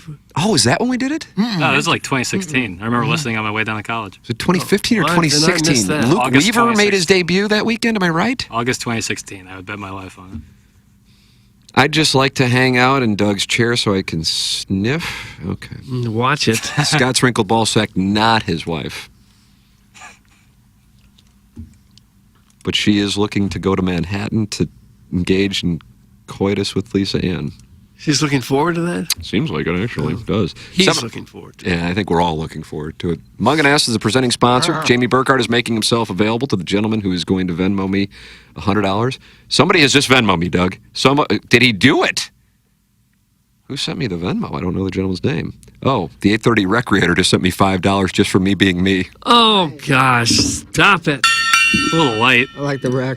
Yeah, $5 even. That's like I got my own OnlyFans now. Speaking of which, Eric and Drew Swings are going to be in studio coming up at 9 o'clock. The 7 o'clock hour is presented to you by St. Louis Acura and Alton Toyota. That's Munganess, St. Louis Acura and Alton Toyota online at stlouisacura.com and altontoyota.com. Jamie Burkhardt, Clayton Patterson, Peter Munganest will take wonderful care of you. You need to get your car serviced, even if you didn't get it from Munganest. Get it serviced at Munganest. stlouisacura.com and altontoyota.com. Email me and I'll put you directly in touch with them. Happy to do it. TMCKERNAN at InsideSTL.com. It's Munganess, St. Louis Acura, Alton Toyota, 314-252-0029. Munganest. And think about it. Tim, I really want to sponsor Martin coming in and roasting MFers once a week or twice a month. EDF Fire Divisions need to put out the fires after this roast. Doug, that's from the recovering alcoholic from Belleville and Webster Groves, and he wants Martin to come in and just light us up. He does. He comes in and just goes around the He dance. does. Ripping all of it. He does. He did. He came in a couple times. We were talking about earlier this year about doing that on a regular basis, but I think it might have been he's doing stuff on KTRS, and I think it might have been a tough spot to do both of them. Yeah. Both of them. Oh, yeah. Well, this is technically just a podcast, though, isn't it? I guess, Doug, No, whatever. well, I don't know. HD2. It's just such a gray That's the area. best response I've ever It heard. was. There was a second pause, and the Plowhawk's like, F it, I'll answer. Yeah, whatever. I got a break in between my Pop-Tart. All right. Yeah, you did. You Strawberry did that again, Posey? Pop-Tart. Strawberry, yeah. That's the one thing. They don't make variety Pop-Tart packs. At That's a least I haven't miss. seen. A big miss. I'd like a variety box. You know? Yeah. Like I'll I set a run. You know, we have a toaster back there. You could heat that thing up. You know, the thing with the Pop-Tart toaster is you got about a 10-second window of it being perfect to it being completely ruined. Spot on. Like, Scalding Spot hot. on. Yeah, like you nailed need it, to Bob. have that. I just don't think I have the ability to hit it just right anymore like I did when I wonder was if a kid. microwave would be better, where it wouldn't be so hard. It would kind of be. But it gets softer. elasticy at the end after the initial. You lose out on the heat. crisp corners. Yeah. So like the toaster, I agree, Iggy. 100% the move. I just always burn it and completely ruin it. it every takes a special single touch. time. You just chased an entire bag of chips with a couple of Pop-Tarts. Well, how else are you going to wash it down?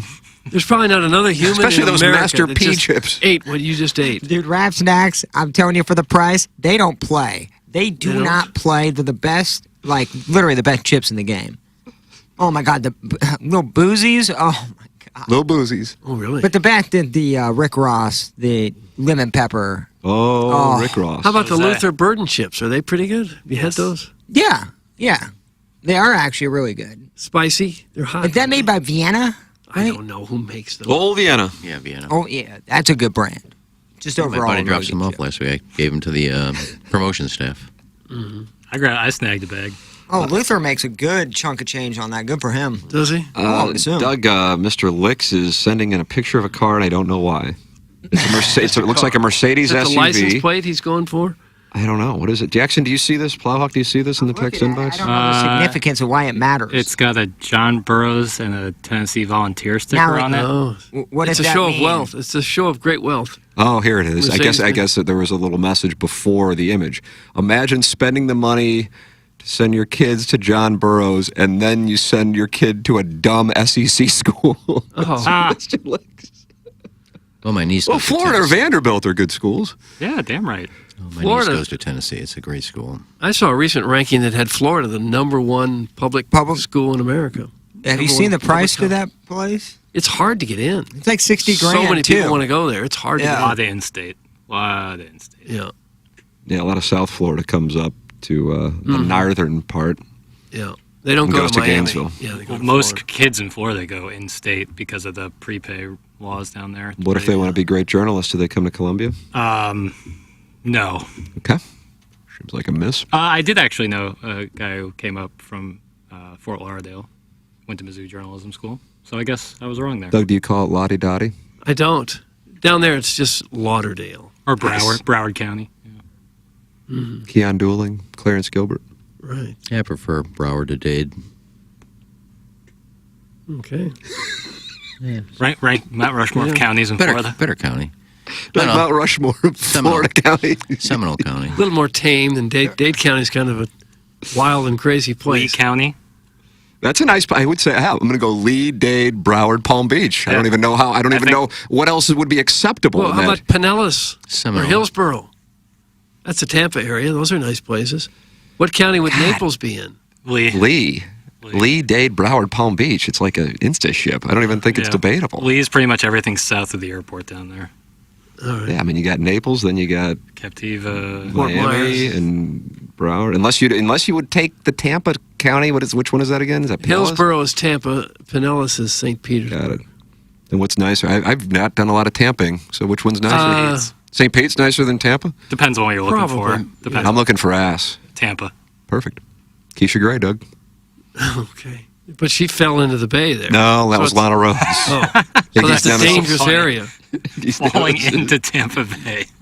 That was so weird when that hurricane came and hit Yeah. Fort Myers. How the water. the in water Tampa Bay. sucked all the water right out of Tampa Bay. Suckled. Yeah. It didn't suckle it. It sucked it right out. Spit it back in. Eventually, yeah. In a major way. Number one, no one from Burroughs is getting into Florida. Number two, Vanderbilt is overrated. That's from Mr. Licks. Burroughs is probably the top school in St. Louis, eh? Probably so. We have no clue what school you went to. We have no clue who you are. For all we know, you went to Merrimack. You're driving around a Pacer. Oh, you don't see many of those on the road anymore.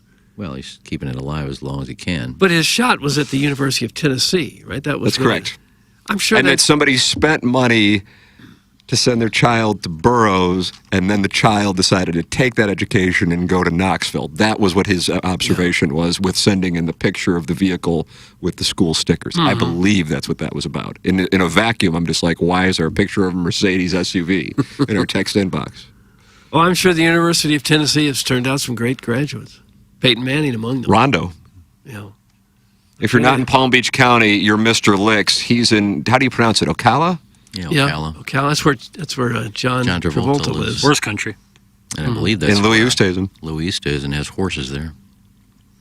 And Walter Ray Williams, great bowler. Yep. See? All the He bowlers retired to houses Ocala, out there. right next to John Travolta's house, probably. Ladue Horton Watkins is the best school in St. Louis. Thanks. That's from Mud Puppy. On the public side, probably. But, Yeah. Is it? They battle with Clayton for that. Yeah, it's don't Clayton or Broncos? Greyhounds. Greyhounds. Well, Dew and Clayton obviously rivals, and yeah, they're usually 1 and 2 in those rankings. But if we're talking all schools, John Burroughs is different ball game. I can tell you this. People know where I went to high school. That's from Mr. Licks. Oh, gosh. Who? Why would we know? Smells of Priory, Why would we know? Doug, you like that phrase, smells of Priory. because if you went to Priory, you make sure you let people know about Is that right, really? That's my good. So it experience. smells of Priory. I guarantee it's one of those Parkway schools. You think he's a Colt? What about a Longhorn? What about a Viking? What about a Patriot? Parkway went Central, Eureka. West, He East, wouldn't West. brag. Eureka Wild somewhere yeah, out there. Eureka. He wouldn't brag about a public school. Good morning. Vanderbilt is where rich St. Louis families ship their eldest boys when they're too smart for SMU but too dumb for the Ivy League. Thanks, Arbor Day. We're learning a lot. You I think didn't there's know any all this. truth to that? There might actually be truth to that. I don't know anything about any of this. I mean, we're University of Missouri guys. Yeah. We're meat and potatoes guys. Right. That's right. Was Licks the guy who tried to get an old Warson, but his wife had too much St. Charles in her?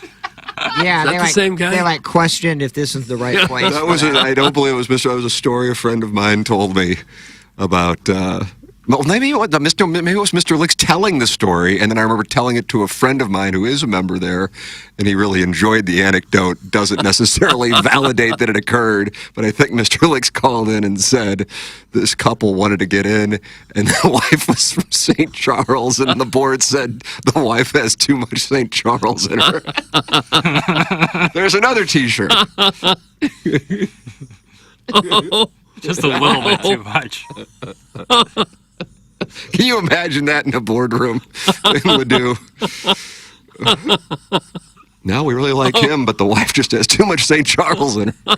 Oh, I'm sure I think it smelled the Missouri River on her. I'm sure that happens. There was a whiff of the Wentzville territories. I'm sure they like one member of the family, but the spouse they got problems with. Oh. But today it was because he was from St. Charles. Like you can instantly tell just looking at a person.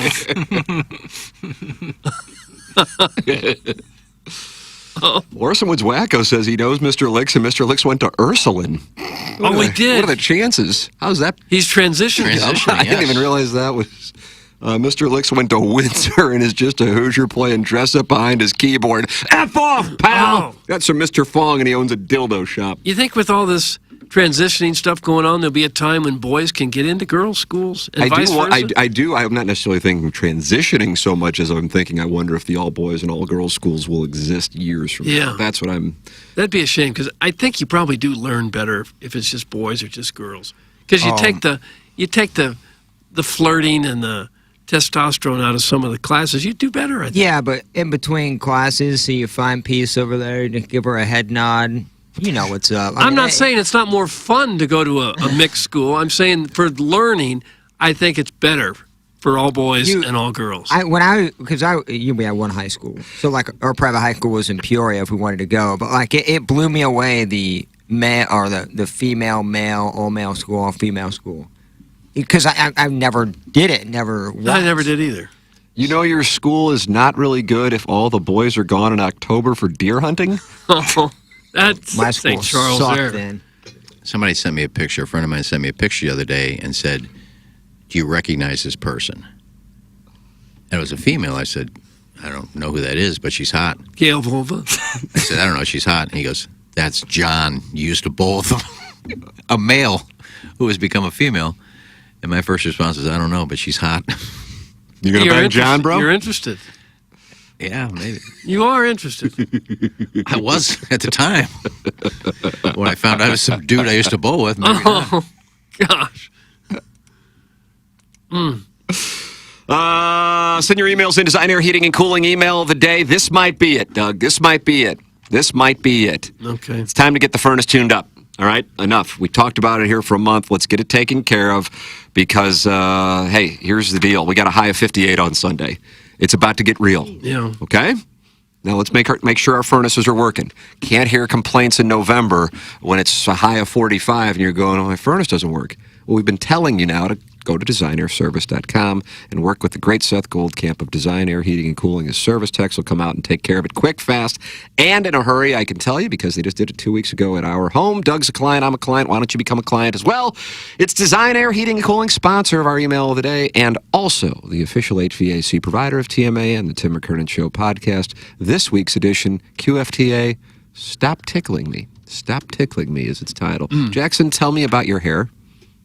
Making a little comeback is what it is doing. Yeah, there's a little buzz. There's a little buzz. Just a little buzz, and I have to thank St. Louis Hair Restoration for that, our wonderful sponsor, who Doug and I both went in for a consultation. They took a look at my scalp, and it's kind of like this certain hair loss that a lot of people my age deal with, especially with like my kind of hair color, the light blonde. You can really deal with this kind of hair loss, and it's not a kind of hair loss where you're like, okay, let's go get you in for an FUE procedure like Doug got. It's like, hey, let's try out some finasteride, see if we can stop with the hair loss. And then they said, how about this laser cap? And that's going to help kind of fuel that regrowth that makes the blood kind of rush up to your head and helps with your pores, getting more hair up there. And if that works out for a year, maybe I don't need an FUE procedure, or, if the results are the other way, then maybe I would be a candidate for it. But either way, I got a consultation, and now we're starting to see a little comeback. It really does work that way. So if you're kind of nervous about your hair, or you think it might be going soon, go get a consultation with St. Louis Hair Restoration. You might be an FUE procedure like Doug.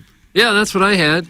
I'm a little more than 3 months out now, and I think you can see on YouTube I got some wispies coming up in the front. Yeah, I'm gonna look like Fabio here in another couple months, I would imagine. There are all kinds of options.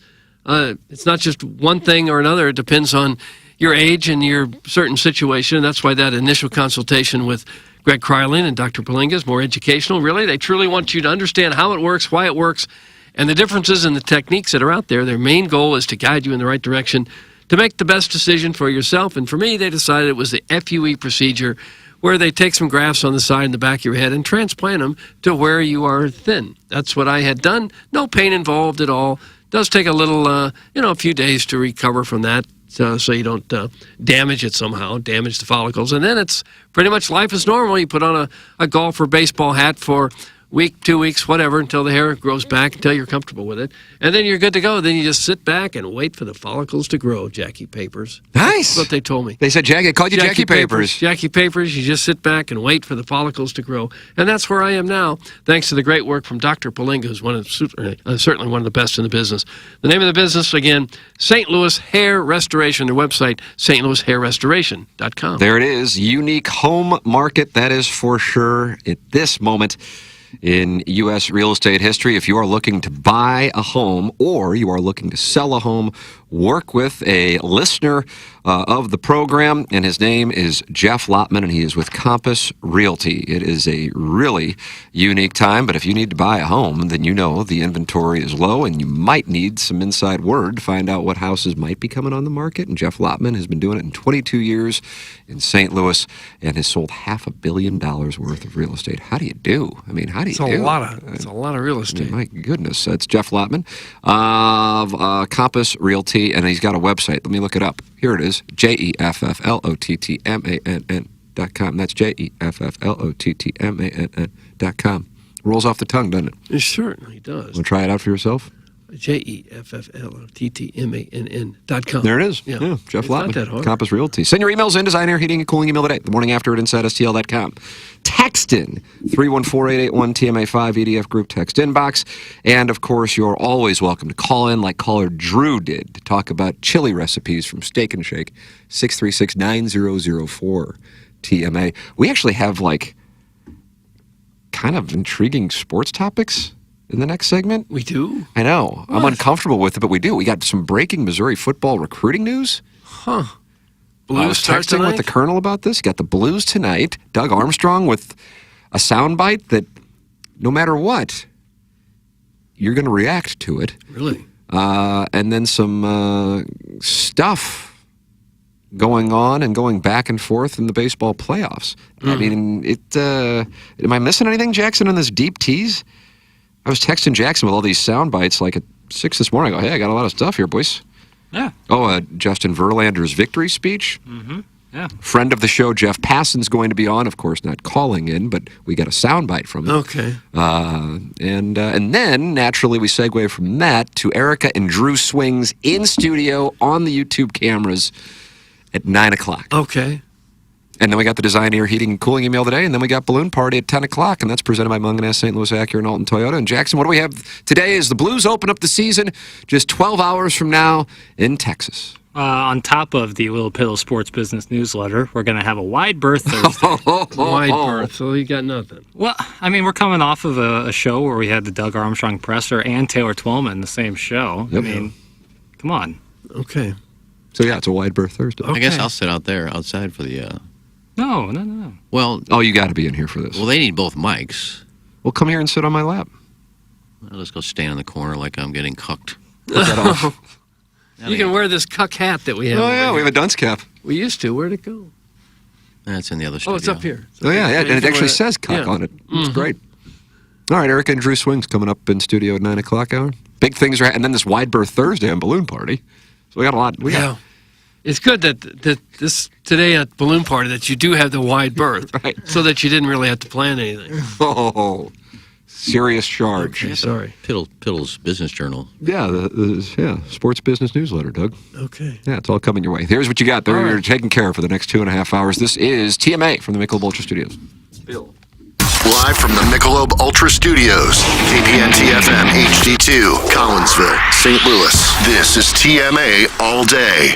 Urban Dictionary defines thirsty as purposely, knowingly, and recklessly attempting to gain fame to boost self-esteem.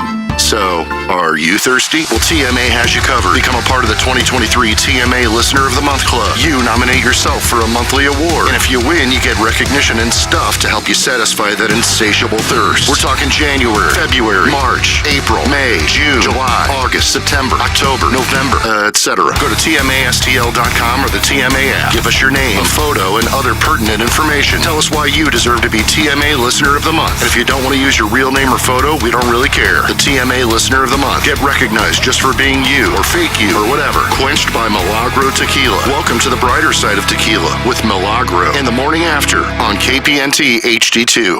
Here's Action Jackson with 3 more ways to get TMA content. Get the TMA mobile app and enable notifications so you don't miss a thing. See our content on Facebook, Twitter, Instagram, YouTube, and TikTok. And stream us on the TMA mobile app and at TMASTL.com. Thanks, Jackson. It's the morning after on 105.7 FM HD2. Biggie's Restaurant and Bar has been a staple of the community for over 30 years and is serving your favorites like the steak sandwich, waffle fries, and so much more. It's not just the food that's rocking. With a full bar and patio, Biggie's is the perfect spot for lunch, dinner, and a little laughter. Biggie's original hours are back.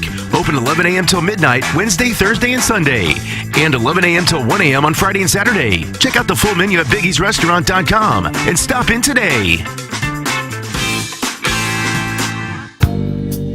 Okay. Hot takes. Yeah. Pepperoncini. Pepperoncini. And now the Pepperoncini Show with Darren Atkins and Ken Stroh. All right, take it, fellas. There it is. That's the open. Pepperoncini. Pepperoncini. Pepperoncini. Pepperoncini. Pepperoncini. Pepperoncini. Pepperoncini. Pepperoncini. We don't know what it is.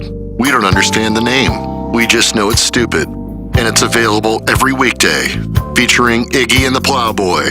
Apparently it's some kind of a podcast or something. Available at TMASTL.com and on the TMASTL mobile app. Whatever. Hey, this is Tim McKernan. I'm with a great sponsor of TMA, and that's Longo Biggs of the Longo Biggs Injury Law Firm. People are starting to head out now. It is summertime, but that means an increase in car accidents. Hey guys, like Tim just said, summer is finally here, and that means there's more people on the roadways. And you might be going to a Cardinals game, or maybe you're headed home from taking your buddy's money on the golf course. But with increased traffic on the roads, it also means a higher likelihood for car accidents. If you get in an accident, contact our firm immediately. We've successfully handled a countless number of car, motorcycle, and truck accidents.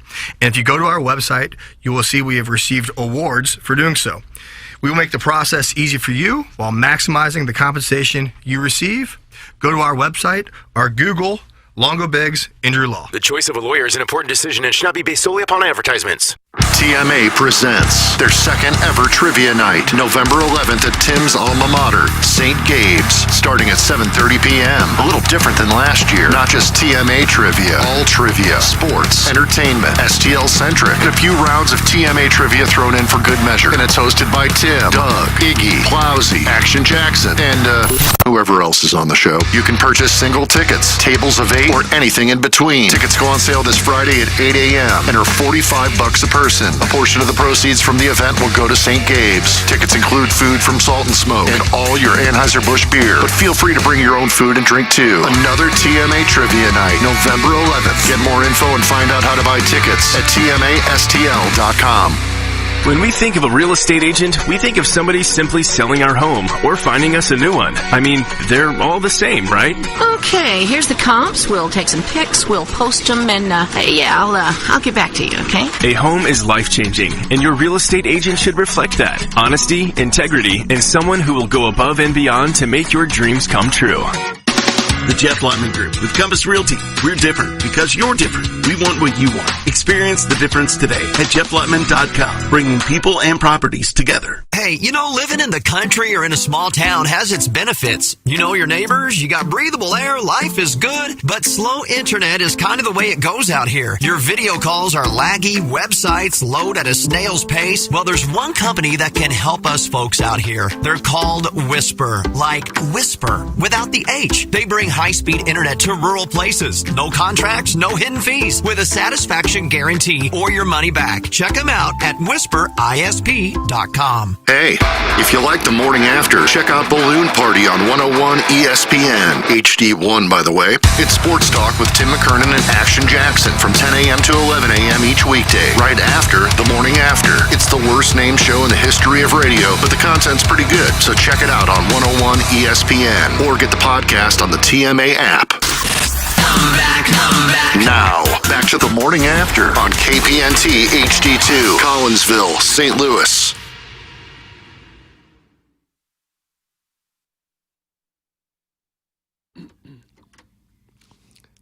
Nards.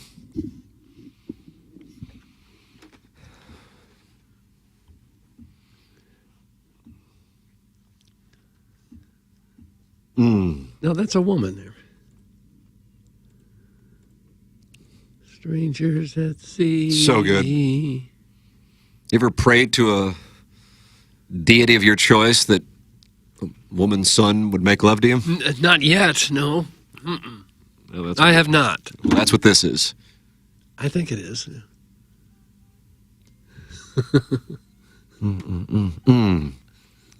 So good. Those That's are music. words in the Thank English you. language. Let's play that on Balloon Party. I'm down. Ladies and Thursday. gentlemen, welcome back. It's TMA, on the Wide Berth Thursday coming up 10 o'clock. At 9 o'clock, Eric and Drew Swings in the studio. I think he was going to withdraw from the segment. I said, you can't possibly do that. So he's going to cuck himself in that chair in the corner that you can see if you're watching on And YouTube. put on the cuck hat Behind right over Plowhawk. here. I can donate my chair if necessary. Oh, yeah. I'll We got a stand. chair shortage. Oh, all right. Well, that's big of you. Ken is focused on texting his girlfriend. That's from Donnie Braden in the YouTube chat. What does that mean? I don't know. He has a girlfriend? Boy, wouldn't that be a We haven't heard about that. Is it Donnie Braden? Ooh. Meta. Text in. I don't know that he needs any more girlfriends. He's got so many. And he's only doing cowgirl. Yeah. He's made that clear to all the ladies in the area. 314-881-TMA5, EDF group text inbox, email in for our design, air, heating, and cooling email of the day, the morning after at InsideSTL.com. I don't know what to say, but I kind of got some sports topics.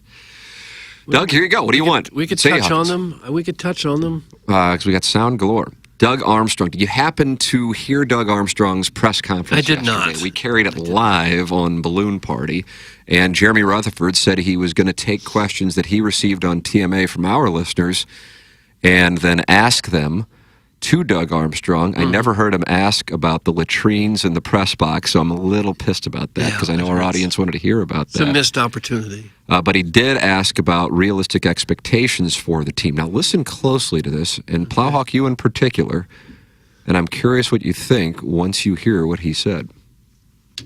Yeah, I think we should. If you look at, I'd love to get third place. I think that I think third might be an easier thing to get than one of the 2 wild card spots. So I think we should be competitive. But again, it doesn't really matter what I think or what anyone thinks. It's what we're going to do. I think we should be competitive with the groups with that. If you break the league into thirds, I hope to be in competitive with that middle third, and I hope to be at the top end of that middle third. That's our goal going in. And then as we all see, every year you make the playoffs, things happen. Goalies go on a heater. The wrong guy gets hurt in the first round. You get a bad call go against you, or you get a good call go against for you, and you're on to the second round, and then everything changes. So I'm not concerned about quite where we fit in the standing. Quite honestly, JR, is do we build that foundation back to where it was in the past, and can we start building something that has to put us in the same spot where I personally view Colorado and Dallas now, with experienced players that have the pedigree and have the perception that they should be winning championships. Where we have been there for the better part of a decade, we're not there today. And my goal is to build this foundation and get back there as quick as possible. So I can't wait to hear what you guys think. And it's the first time, I guess, both of you were hearing it. Right. When he said that, now we were playing it live during our show on 101 ESPN. Some people texted and go, what in the hell is he saying? Third place, nice goal. And other people are like, this is so refreshing. So you heard it. What are your thoughts? Yeah. Well, I think it's both. I think he's being very realistic. We're just used to hearing people saying, yeah, we think we can win the whole thing with this bunch. And he's not going to try to pull that wool over our eyes, I guess. But I think as the season gets started, I think just about anybody would say third place, yeah, we'll take it. Because I don't see how they improved very much. They did nothing to the defense. The defense was the big problem last year. They did nothing with it. That's the issue with the defense, is they can't do anything with the defense. Yeah. They're stuck with these contracts. Plowhawk, what did you think? I'm out of it. Love Doug Armstrong. And I absolutely love what he said. So did I. You got to be transparent. So we're on the same page. I think third in the Central is going to be a tough climb anyways. I think the team's in about that 2 to 4 year rebuild mode. You're building, or you pick Kyrou and Thomas, certainly with no contract, to build around. And that takes time in hockey. You can't just do that over, a year. He's made some bad calls, not signing Pietrangelo.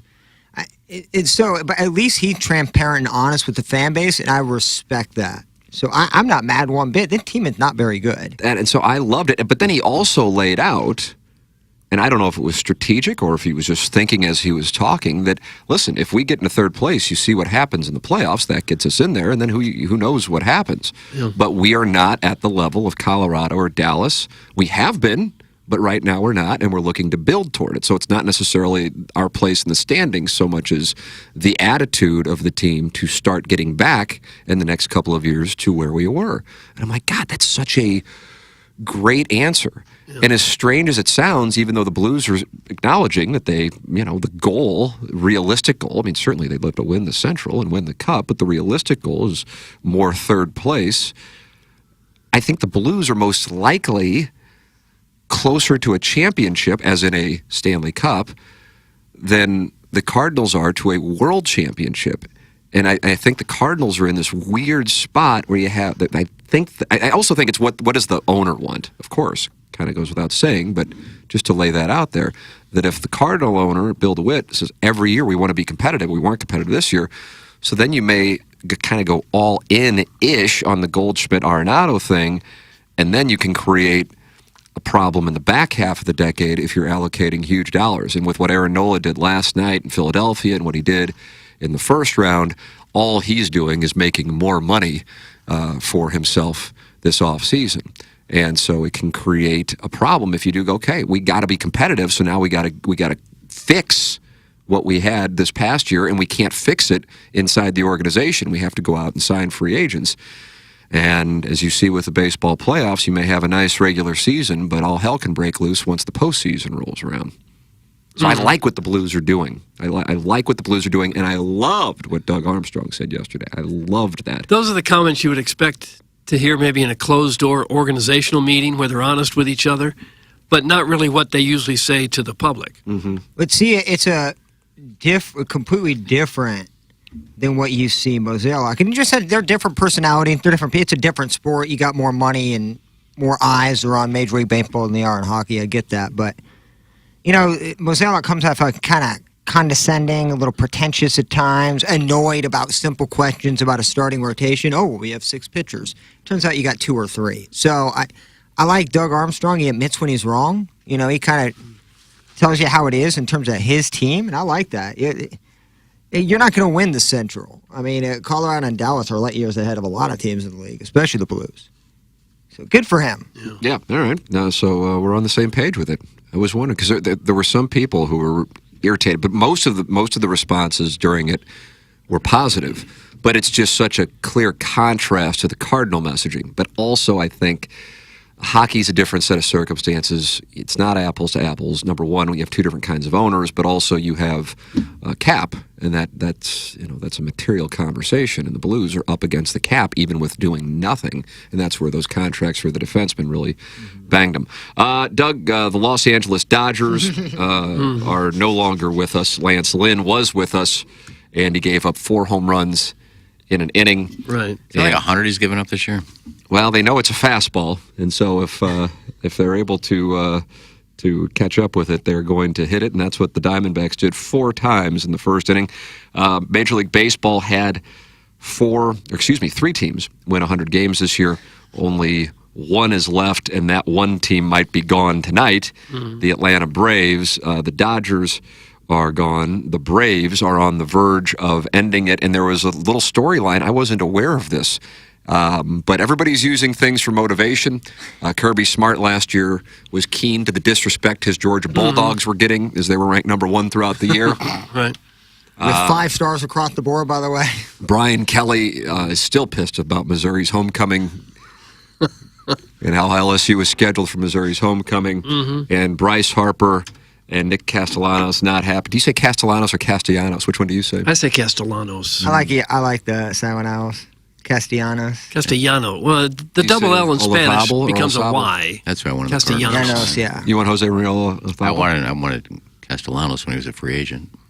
Didn't get him. I wanted Harper. Trust me. Yeah, I remember that conversation. We wanted Stanton. Thank God we didn't get him. Chris Davis too. We didn't get him, but Harper. About that though. But either way, ladies and gentlemen, Bryce Harper was not happy with. Is it Oswald Orlando Arcia? Yeah. And he somehow was quoted, even though it was a private conversation in the Braves clubhouse, saying "attaboy Harper" when he was doubled off first base to end Game 2 of the LDS between the Phillies and Braves. That pissed Bryce Harper off. Here's Bryce Harper last night. I mean, anytime anybody says something, right? I mean, that's what it's all about. Did you enjoy staring him down? Yeah, I mean, I stared right at him. So when he was rounding first base to go to second, the first time he stared him down, and then he hit another home run, and he was rounding first base and going to second, rounding second, and he stared him down. Arcia, through a translator, was a little confused by everything that happened. Here is the exchange in the Braves clubhouse with the meeting. Good. I'd like to hear that. Did you intend for it to get back to Harper when you saw that? No está supuesto escucharlo, por eso lo estamos celebrando en el clubhouse. He wasn't supposed to hear. That's why we were celebrating. That was why we were talking in the clubhouse. No. He understood the question, but answered it in Spanish. I think they cut out the translation. Yeah, they cut out the translation for expediency. Okay. Yeah, I watched the exchange, and the translator asked him. So yeah, he's like, I said it in the clubhouse. It wasn't something that was like a post-game press conference. So somebody, reporter, then takes it, and then that becomes Philly's bulletin board material. And whether or not that led to a pitch that Bryce Harper found in his wheelhouse 2 different times, and Castellanos, same thing. And then the Phillies used that as motivation last night. Take your pick. Either way, Aaron Nola dealt again. And he didn't have a great regular season by his standards, but he has been carving people up in the postseason so far, and all he's going to do is just make more and more money, especially if the Phillies go on to win the World Series, and they are a win away from going to the LCS, where they will take on the Diamondbacks, kind of the team we all had circled. Sure. Yeah. Team's loaded. I think Bryce Harper's a good guy to build a team around. He just seems like he's a great team leader. He seems to shine in the big moments. He doesn't shy away from anything. He'll play wherever you ask him to play. And he's a guy that's cocky, but absolutely backs it up. His playoff numbers are insane. And what I love, you say what you want about Philly fans in terms of football, but those crowds that they're getting. Oh, the volume when those guys hit those home runs. That place is nuts. Philadelphia is the only market that had better TV ratings than the Cardinals this year. And if you watch the game, you could tell why. Like, they are invested. That team is good. I don't know why they would want to try to let Aaron Nola walk. I'd be shocked if he went anywhere else. Yeah, I would be shocked if he went anywhere else. Oh, really? You think he stays with Philly? Yeah, and I like that Middleton, their owner. It just seems like a fun organization to be. And I'm with you, Doug. I love me some Bryce Harper. Yeah. So the Phillies trailed the Braves by 14 games when it was all said and done in the National League East, but they are about to vanquish them if they can get one of the next two in the best of 5. The Diamondbacks finished 16 games ahead. The Dodgers finished 16 games ahead of the Diamondbacks, and they are going home. Mookie Betts was asked about the playoff format and it being more difficult with the time off for the higher seeds, and he said, no comment. I don't think now is the time to get into that. Clayton Kershaw was asked about it. Here is what he had to say.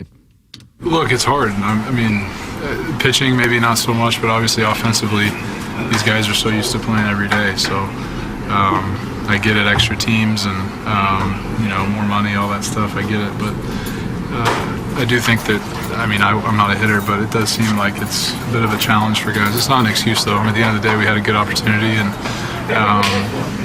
we should have won 2 out of 3, 3 out of 5. I think Freddie Freeman and Mookie Betts combined for 1 hit. 1 for 21. Betts was 0 for 11 in the 3 games. .083. Like, you can blame all.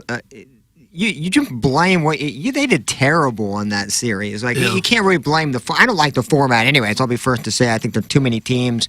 I'm with Kershaw on the offensive element, but dude, it didn't matter if you played every day. I mean, they were just outmanned. Yeah. Well, if the Phillies do beat the Braves, that will mean 3 of the 4 lower seeds will be in the LCSs. The Rangers and Astros are in the NLCS after the Astros beat the Twins last night. Presley with the K to wrap things up strikes out the side on a backwards K on Kepler, and I thought that was a strike. I don't know if anybody was watching. Yeah, don't you think it was a strike? Borderline. I don't know how he can take the pitch with your season on the line there. Yeah, he had gotten the first 2 hitters in that inning with a breaking ball and 2 strikes, and I think that's what he was sitting on, and then the fastball paints the outside portion of the plate.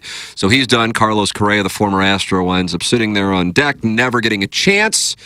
And Justin Verlander had this to say in the Astros clubhouse as the Astros now go to their 7th straight LCS. I didn't realize they had done that. That's incredible. Insane. In this era, it's great. Well, they cheated 1 year, at least. At least. They didn't cheat last year. Who's going to do the celebration? Who want to do the celebration? Me. Yeah. No. I'm doing the World Series. You do this. Yeah. All right. Come on, man. All right. Boys, this is one of those seasons, nothing went our way early. We battled through injuries. Yeah. We grinded. I wasn't even here. I'm happy to be back. Yeah. 7th time. All right. Don't take that for granted. On 7, everybody pop these motherfuckers. 1, 2, 3.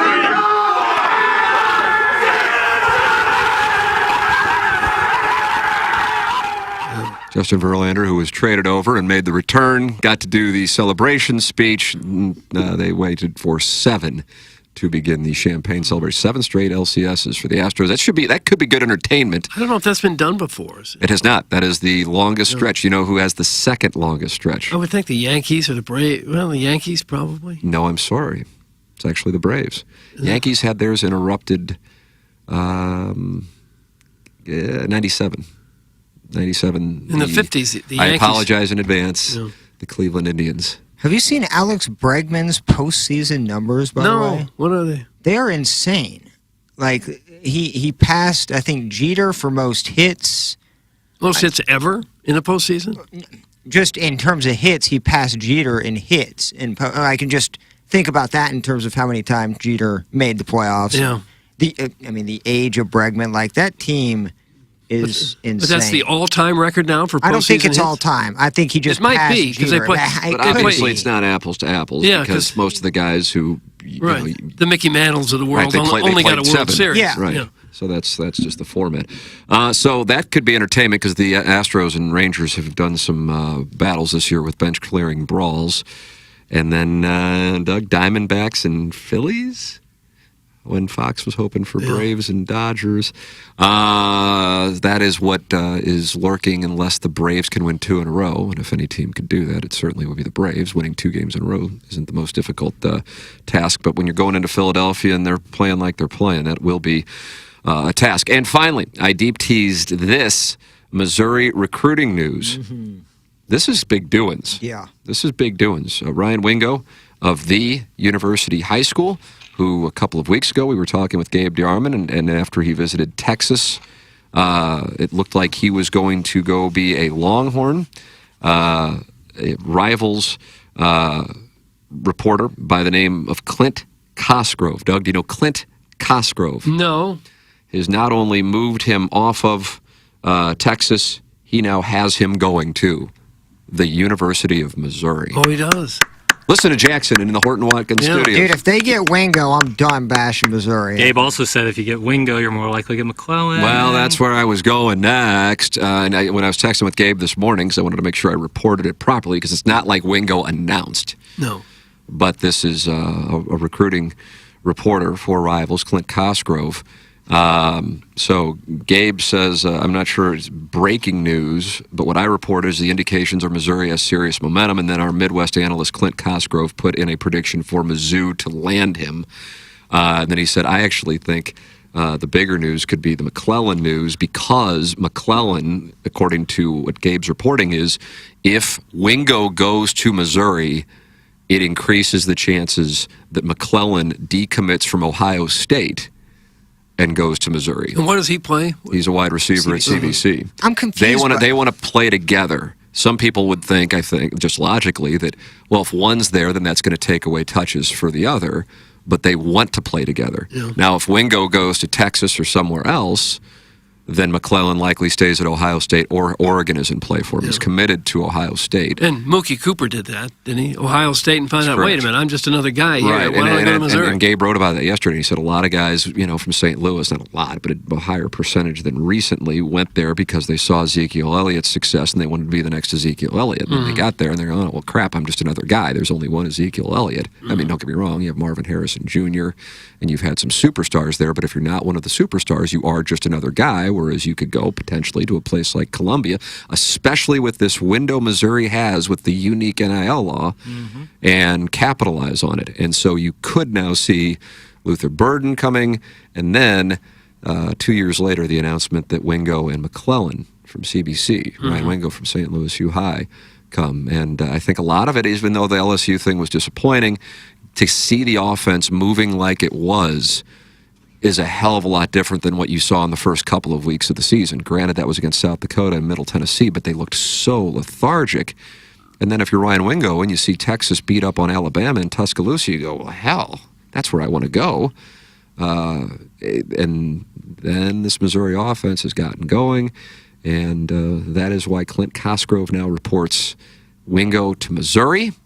And then if he goes, Gabe's understanding is McClellan could be apt to decommit from Ohio State to come to Columbia so they can play together. Are they both seniors? Yeah. Yes. And do we expect Burden to leave for the draft after this year? No, he can't. Because you can't. He will be a So you junior could possibly have all 3 of those wide receivers for next year? That's right. But my whole thing is, I don't know if that's Wingo's I'm confused by by the wide receiver room. Like, I understand you want to play together, but what did that mean? Because McClellan may not be able to see the field until his sophomore or junior year. Theo Weiss can come back. Am I correct? No, I think this is his last year of eligibility. Is it? Okay. Okay, then that opens it up a little bit. Well, I think what is interesting the most is if you develop this stable of wide receivers, what the transfer portal could look like for a quarterback. They need one. How attractive that would be to a fourth, fifth-year quarterback who wants to play with top-tier receivers. That was going to be my next question was, Brady Cook's legit. I told you guys, by the way. Brady Cook is legit, but he also only has a year of eligibility after this. Am I correct? Yeah, he's a redshirt junior as of right now. So, but the COVID year, I don't know how. I mean, again, Sam Horn, he more than likely will transfer or focus on baseball, one of the two. I don't see him ever strapping it up. Unless there's an injury and he comes in and goes Lights it, off, yeah. then yes, I would agree. As this things stand right now, that is likely. All right, we got a break because Erica and Jules Swings are here, Doug. And Jackson and I are going to have them on Balloon Party. But first, just kind of as a little appetizer, we're going to have them right here in studio, the Michelob Ultra Studios on TMA. Iggy, you're going to stay in for this. I'll be over there in the corner with the Cook hat on. I just texted Brianna and said that Brianna Coppage. Yeah, that Erica Swings and her husband will be in. If you want to watch on YouTube, you can, and chime in on the chat. And she just responded, awesome. So maybe we'll see. So Brianna Coppage is going to be in the YouTube chat? Doug, watch the YouTube numbers go up. The awesome was... Yeah. Oh, that's cool. Awesome. They're going to be on. I won't be on, but she may jump in. I don't know. She didn't answer the question. She just said awesome. Glenn Betts Jewelers is where you can go if you are in the market for jewelry for your loved one. Holidays approaching, engagement season, cuffing season, Doug, as they call it. That's what it is? Yeah, GlennBettsJewelers.com, GLENNBETZ, Jewelers.com. It's on Manchester, about a mile east of I-270 and the Manchester exit. Craig and David Betts, third and fourth generation of the Betts family. There, they're not sold. They get to know you. They don't tracking you down just to get a sale done. They get to know you. That's what it feels like. Yeah. It's Glenn Betts Jewelers online at GLENNBETZ, Jewelers.com. Loyal sponsor of TMA. Really good people. It's Glenn Betts Jewelers. All right, we will take a commercial break. Send your emails in. Design, Air, Heating, and Cooling email of the day. Drew and Erica Swings in studio next here on TMA from the Michelob Ultra Studios. Rosalitas know that a fun happy hour and scenic patio go together like fresh guac and chips. So take advantage of their covered patio this fall and winter at their De Pere location and enjoy happy hour specials Monday through Friday from 3 to 6. Their sparkling margarita is made with Chambord raspberry liqueur and topped with a bottle of rosé Prosecco. They also have a variety of delicious margarita flavors, including mango, pomegranate, and blood orange, all made with top-shelf tequila and Cointreau. With phenomenal service, great margaritas, and a breathtaking atmosphere, there's always a reason to come to Rosalitas. Urban Dictionary defines thirsty as purposely, knowingly, and recklessly attempting to gain fame to boost self-esteem. So, are you thirsty? Well, TMA has you covered. Become a part of the 2023 TMA Listener of the Month Club. You nominate yourself for a monthly award. And if you win, you get recognition and stuff to help you satisfy that insatiable thirst. We're talking January, February, March, April, May, June, July, August, September, October, November, etc. Go to TMASTL.com or the TMA app. Give us your name, a photo, and other pertinent information. Tell us why you deserve to be TMA Listener of the Month. And if you don't want to use your real name or photo, we don't really care. The TMA Listener of the Month. Get recognized just for being you, or fake you, or whatever. Quenched by Milagro Tequila. Welcome to the brighter side of tequila with Milagro in the morning after on KPNT HD2. Biggie's Restaurant and Bar has been a staple of the community for over 30 years and is serving your favorites like the steak sandwich, waffle fries, and so much more. It's not just the food that's rocking. With a full bar and patio, Biggie's is the perfect spot for lunch, dinner, and a little laughter. Biggie's original hours are back. Open 11 a.m. till midnight, Wednesday, Thursday, and Sunday. And 11 a.m. till 1 a.m. on Friday and Saturday. Check out the full menu at biggiesrestaurant.com and stop in today. Okay. Hot takes. Yeah. Pepperoncini. Pepperoncini. And now the Pepperoncini Show with Darren Atkins and Ken Stroh. All right, take it, fellas. There it is. That's the open. Pepperoncini. Pepperoncini. Pepperoncini. Pepperoncini. Pepperoncini. Pepperoncini. Pepperoncini. Pepperoncini. We don't know what it is. We don't understand the name. We just know it's stupid. And it's available every weekday, featuring Iggy and the Plowboy. Apparently it's some kind of a podcast or something. Available at TMASTL.com and on the TMASTL mobile app. Whatever. Hey, if you like the morning after, check out Balloon Party on 101 ESPN. HD1, by the way. It's sports talk with Tim McKernan and Action Jackson from 10 a.m. to 11 a.m. each weekday, right after the morning after. It's the worst named show in the history of radio, but the content's pretty good, so check it out on 101 ESPN or get the podcast on the TMA app. Hey, this is Tim McKernan, and I am here with a great TMA sponsor, and that is Longo Biggs Injury Law Firm. And you may hear a bunch of out-of-state law firms advertising here and there all over on billboards and so on and so forth. But the thing is, oftentimes their goal is to just settle and move on. And that's not what you guys do. Yeah, this is CD Longo, and you hear us talking a lot about maximizing the value of cases, but what does that actually mean? Well, as Tim said, there's lots of personal injury lawyers in St. Louis, and everyone handles cases differently. We focus on getting the highest dollar amount for your injuries, not just getting a resolution quickly. We're constantly tracking all the settlements and verdicts in the area. This helps us advise our clients on whether a settlement offer is too low. And if the amount of compensation being offered is too low, we are happy to file lawsuits and proceed to trial to ensure our clients receive an amount that is fair. Visit our website or Google us at Longo Biggs Injury Law. The choice of a lawyer is an important decision and should not be based solely upon advertisements. I'm Tim McKernan here with Action Jackson talking to you about Mark Hanna. TMA listeners have a lot to think through financially, whether it be saving up for their child's education or planning for their own retirement and everything in between. Whether you're like me and just getting started with your financial planning or you're already retired, call Mark Hanna. It all starts with a 15-minute phone call to discuss your needs and design the right strategy for you and your future. Visit evergreenstl.com or give Mark a call at 314-889-0503 today. Mark Hanna offers securities through Equitable Advisors and insurance and annuity products through Equitable Network, LLC. Hey, you know, living in the country or in a small town has its benefits. You know your neighbors, you got breathable air, life is good, but slow internet is kind of the way it goes out here. Your video calls are laggy, websites load at a snail's pace. Well, there's one company that can help us folks out here. They're called Whisper, like whisper without the H. They bring high-speed internet to rural places. No contracts, no hidden fees, with a satisfaction guarantee or your money back. Check them out at whisperisp.com. TMA presents their second ever trivia night, November 11th at Tim's alma mater, St. Gabe's, starting at 7:30 p.m. A little different than last year. Not just TMA trivia, all trivia, sports, entertainment, STL-centric, and a few rounds of TMA trivia thrown in for good measure. And it's hosted by Tim, Doug, Iggy, Plowsy, Action Jackson, and whoever else is on the show. You can purchase single tickets, tables of 8, or anything in between. Tickets go on sale this Friday at 8 a.m. and are $45 a person. A portion of the proceeds from the event will go to St. Gabe's. Tickets include food from Salt and Smoke and all your Anheuser-Busch beer. But feel free to bring your own food and drink too. Another TMA Trivia Night, November 11th. Get more info and find out how to buy tickets at TMASTL.com. Live from the Michelob Ultra Studios, KPNT-FM HD2, Collinsville, St. Louis. This is TMA All Day. KPNT HD2, Collinsville, St. Louis. Now, back to the morning after. Doug, this is the one you wanted. Now it's time. This is it. Okay. Ladies and gentlemen, welcome back to TMA. We are in the Michelob Ultra Studios. My name is Timothy Michael McKernan. That is Douglas Elvin Vaughn. On the ones and twos is the Plowhawk making his entry, which was probably planned. That's Ken, Erica, and Drew. Gotcha.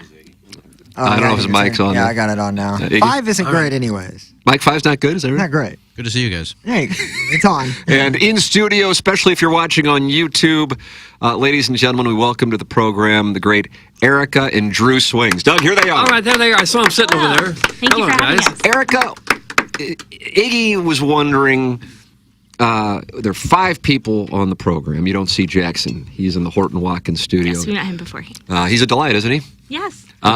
Interested? There's 5 people on the program. Doug is probably the straightest arrow of the 5, and yet you reached out to Doug. How and why? Honestly, in the simplest terms, it was like the first option on the contact. So I figured we would be able to, get in touch with whoever. But Nice. it Well, sure. actually wasn't. It actually wasn't personal. We enjoy all of you guys, but it wasn't a. Oh, are you familiar with the show? You can't possibly be familiar with the show. Well, we had tuned in, before Brianna's, for for Brianna, and obviously to support her and see what the discussion was. So. And you see that this is a sex-positive show, isn't it? It's very refreshing. Thank you, Doug. See, that's what happens when you don't kink shame. A lot of beefcake in here. Awful lot of beefcake. We pride ourselves, Drew, on not kink shaming. Look, everybody's got their thing.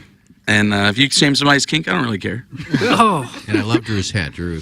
Yeah, let's call attention to that hat. It would be lovely if we had a director. Yeah. You see that pineapple Plowhawk? He's got a pineapple on the hat. So the hat is actually from an event we went to. There was a company there called Tugs Nation. Doug, you supported Tugs Nation. No. Okay, what are you tugging? It's the Tactical Underground Society is what it stands for. And so it's a former military couple that now makes lifestyle merchandise, but they're very pro police and law enforcement and things like that. So they kind of incorporated the grenade, the blue line, and the pineapple all into one thing. So it's lifestyle, but still supports. I do have a question about the term lifestyle. Now, when you first started, did you call it lifestyle immediately? Did you call it swinging? When people call it swinging at that amateur hour, is it considered the lifestyle? When does it become from swinging to your lifestyle? I think people call it lifestyle when they don't want to say anything super sexual. I got you. Okay. I just wanted to make sure because it seems like a nice term. How about this? Brianna is in the YouTube chat. You guys have been on the YouTube before. There she is. And she is interacting with the listeners. And Doug, amazingly now, hundreds of more people are in our YouTube chat than before. With that? Yeah. We love that girl. That was my goal, and it seems to work. We have this is just a real quick one. I guess people are sending in text message questions. We have a caller by the name of Buzz who won our Milagro Tequila Listener of the Month. And he won that in June? Is that right, Doug? I don't remember the months. Either way, his wife fingers him. So is that something that you're finding to be more and more commonplace digital play for gentlemen? We have seen and, heard all kinds of things. Mm-hmm. Again, everybody's dynamic is different. So, even for us, there's really no way to, identify. And I think that's what everybody tries to do with lifestyle swinging, is tries to, fit us in a box, right. to understand as a frame of reference. And I get it, but there's a lot of different things out there. But pegging. We've seen some weird shit. You can't say that! You can't say that! Yeah, we're fine. We're on YouTube, but we're also on radio. Jackson, that's 918. 918 for the best of segment. I gotta write that one down. How long were you in your relationship before you realized, hey, maybe we should be swingers? Because it usually doesn't come up right away when you first meet someone. Usually, if anybody knows my husband, I think I had a great...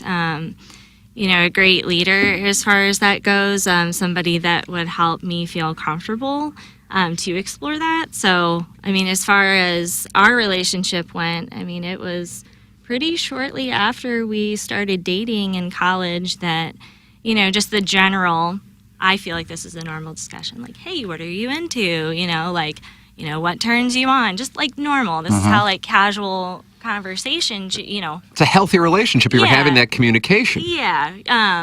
So, we started talking about that, and Drew had some, previous experience with kind of swinger type stuff, and I was completely, and here's another term, vanilla. I was just completely mainstream, had no idea at all. So it was a little shocking to me at first, but like I said, it really depends on who you have and the information that you have. I think that education is key, and so yeah.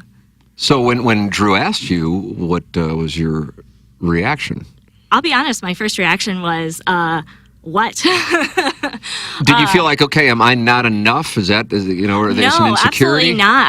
I took it as the other way that he's this is awesome. I'm proud of what we have and, want to share it. And I think it's a good thing. So. It can go the opposite way, too, because I've seen a lot of it at hedonism, where the husband and wife get down there. Maybe it's even a honeymoon or first time there. And the Did you honeymoon at hedonism? Did not. Okay. No. The sexual energy there. Yeah. And... a lot of swingers there. Yeah. And the husband talks the wife into it, and she goes along with it. And the rest of the trip, they're yelling at each other because she can't believe that he did that. Yeah, and that happens all across the board whenever you bring, sex into the equation, right? It's emotion, it's strong, it's, it can be, in healthy confines, a very, like I said, healthy, positive thing. But, it brings a lot of uncomfortable feelings, and it is different for everybody. But, what we, promote, not just, on screen, but off screen is, respect, communication, boundaries, all the things that, you can proceed in a healthy way. Whenever things get violated, people's boundaries get violated, it's just a recipe for, disaster. And that's not what we're here to promote, is like, go out and do what you want, Right. Obviously. So did you guys, was your first experience an MFF or the more popular MMF? I don't know that that's the more popular one. Honestly, I don't know what you want to say our first experience was, because it was... another couple? Just another couple? Yeah. It's hard to remember, because there was a lot going on at that time. But Like an orgy? Was it an orgy? No. You need 5 or more for Yeah. No, is that right? Is that the is the number 5 I for don't an know what the orgy? number is. But isn't it hard to get all 4 people on the same page, all of them to agree that, yeah, everybody looks attractive to me? That's hard to get, isn't it? Okay, there's hard parts of it. I'll let you talk about it. I guess the hard part is, finding people that, are on the same page as you as far as like, what they're comfortable with, what they're not. And then honestly, people don't realize, but whenever you participate in stuff like this, it's almost like speed dating sometimes. And like, you really, you obviously want to make sure that people are safe, clean, we kind of have like a, a mental checklist of things, and we've been doing it for a long time, but those are just some of the considerations. We don't just kind of go in blind and be like, oh, well, hopefully it works, because it's kind of like what Doug was saying, or not Doug, I'm sorry, Iggy was saying. They're both alike. Yeah, that one and the same. That it can definitely, if you're not smart about it, and if you don't do your research and stuff, there can definitely be some bad outcomes that we don't want to. Can I ask, and if it's personal, you don't have to get into it, but when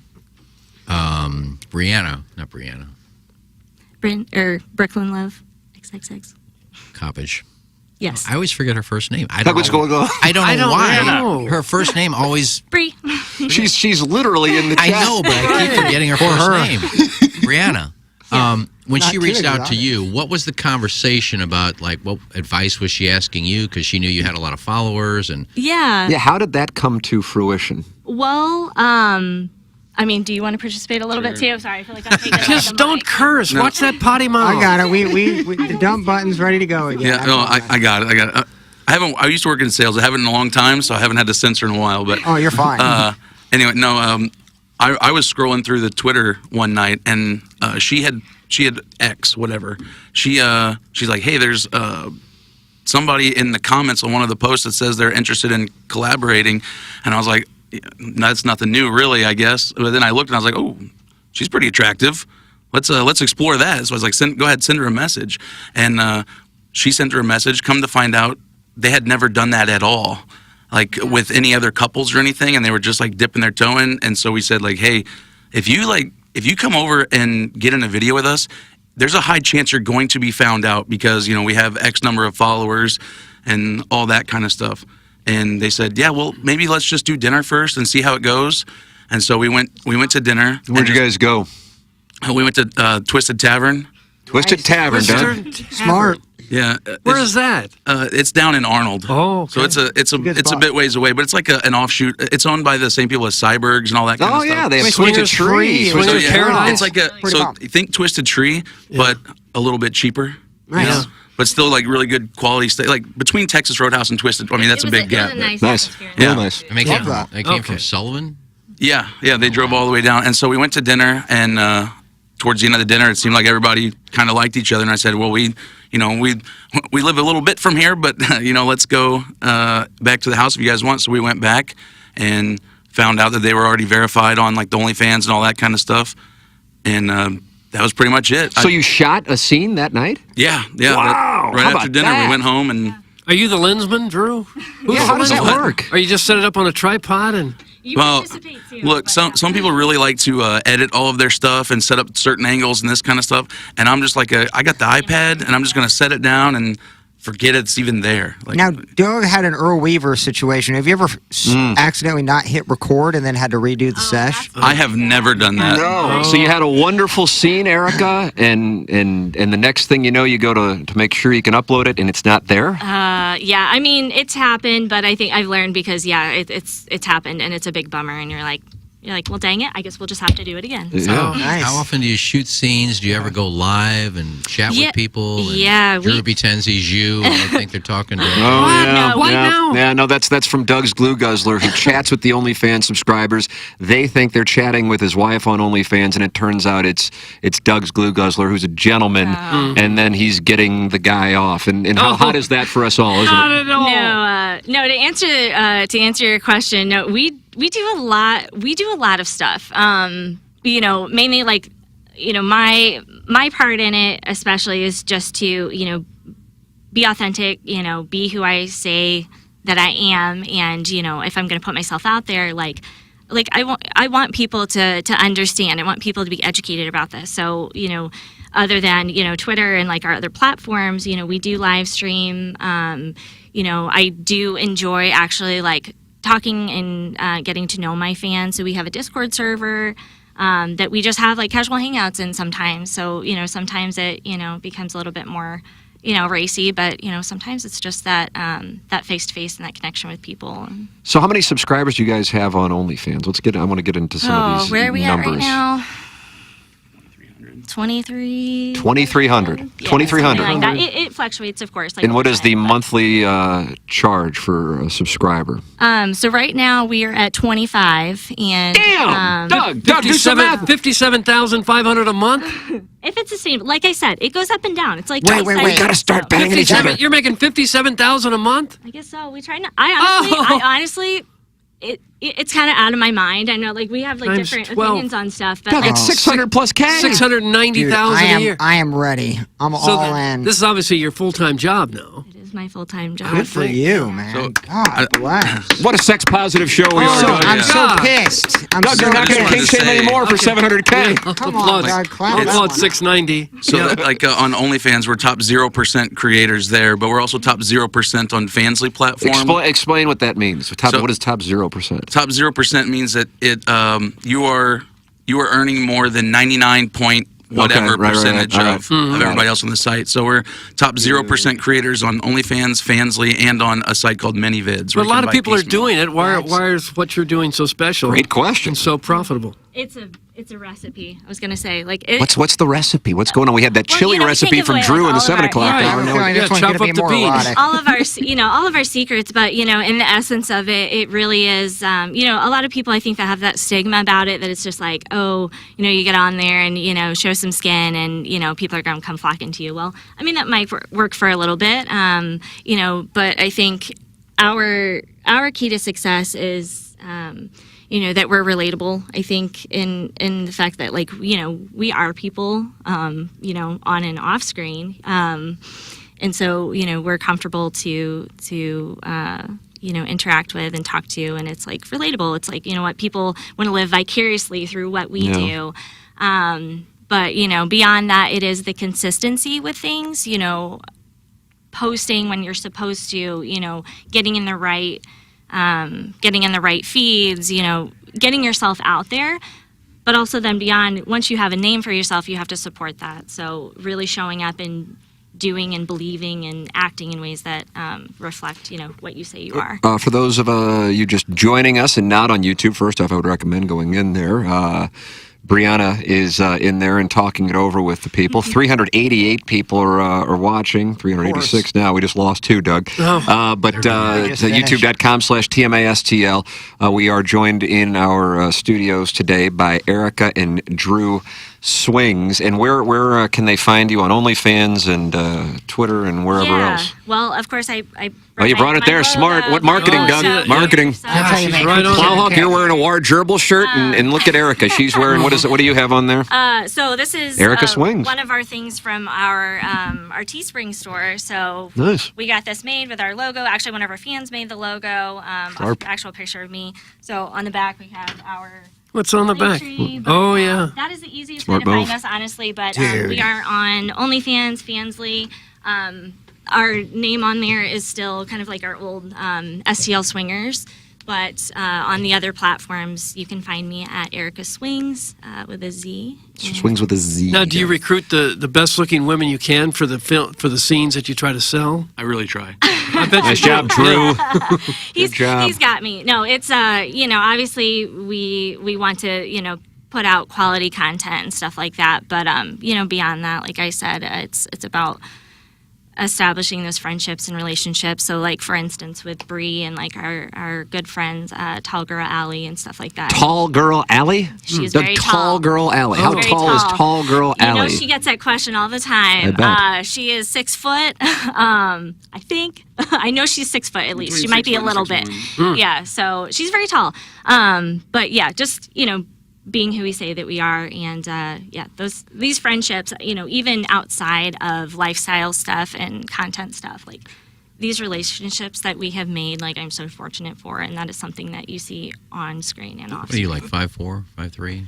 Oh, you're very nice. Iggy, I'm like give us some 5'1" stats. and 5'1". a smidgen. How does yeah. it? How does Same it, here. How does the tribbing work with a 6'4"? Oh, Nice job. Iggy! Nice. Nice. Really that nice. on the radio. Yeah, we say can't. a lot. I just don't Barely. think the FCC's hip to what it means. That's the key. Yeah. Oh, you find ways. I think we're both. Was that right? How do you feel about that, tribbing? I've talked to some of the adult stars, and they say when the director says to do it, we do it, but we hate it. But then I have a Janie, the lesbian friend of the program. She goes, when there's an emotional connection, it actually really is good. Your thoughts on tribbing, Erica Swings? Specifically with that, I mean, I don't know that I've done it a whole lot.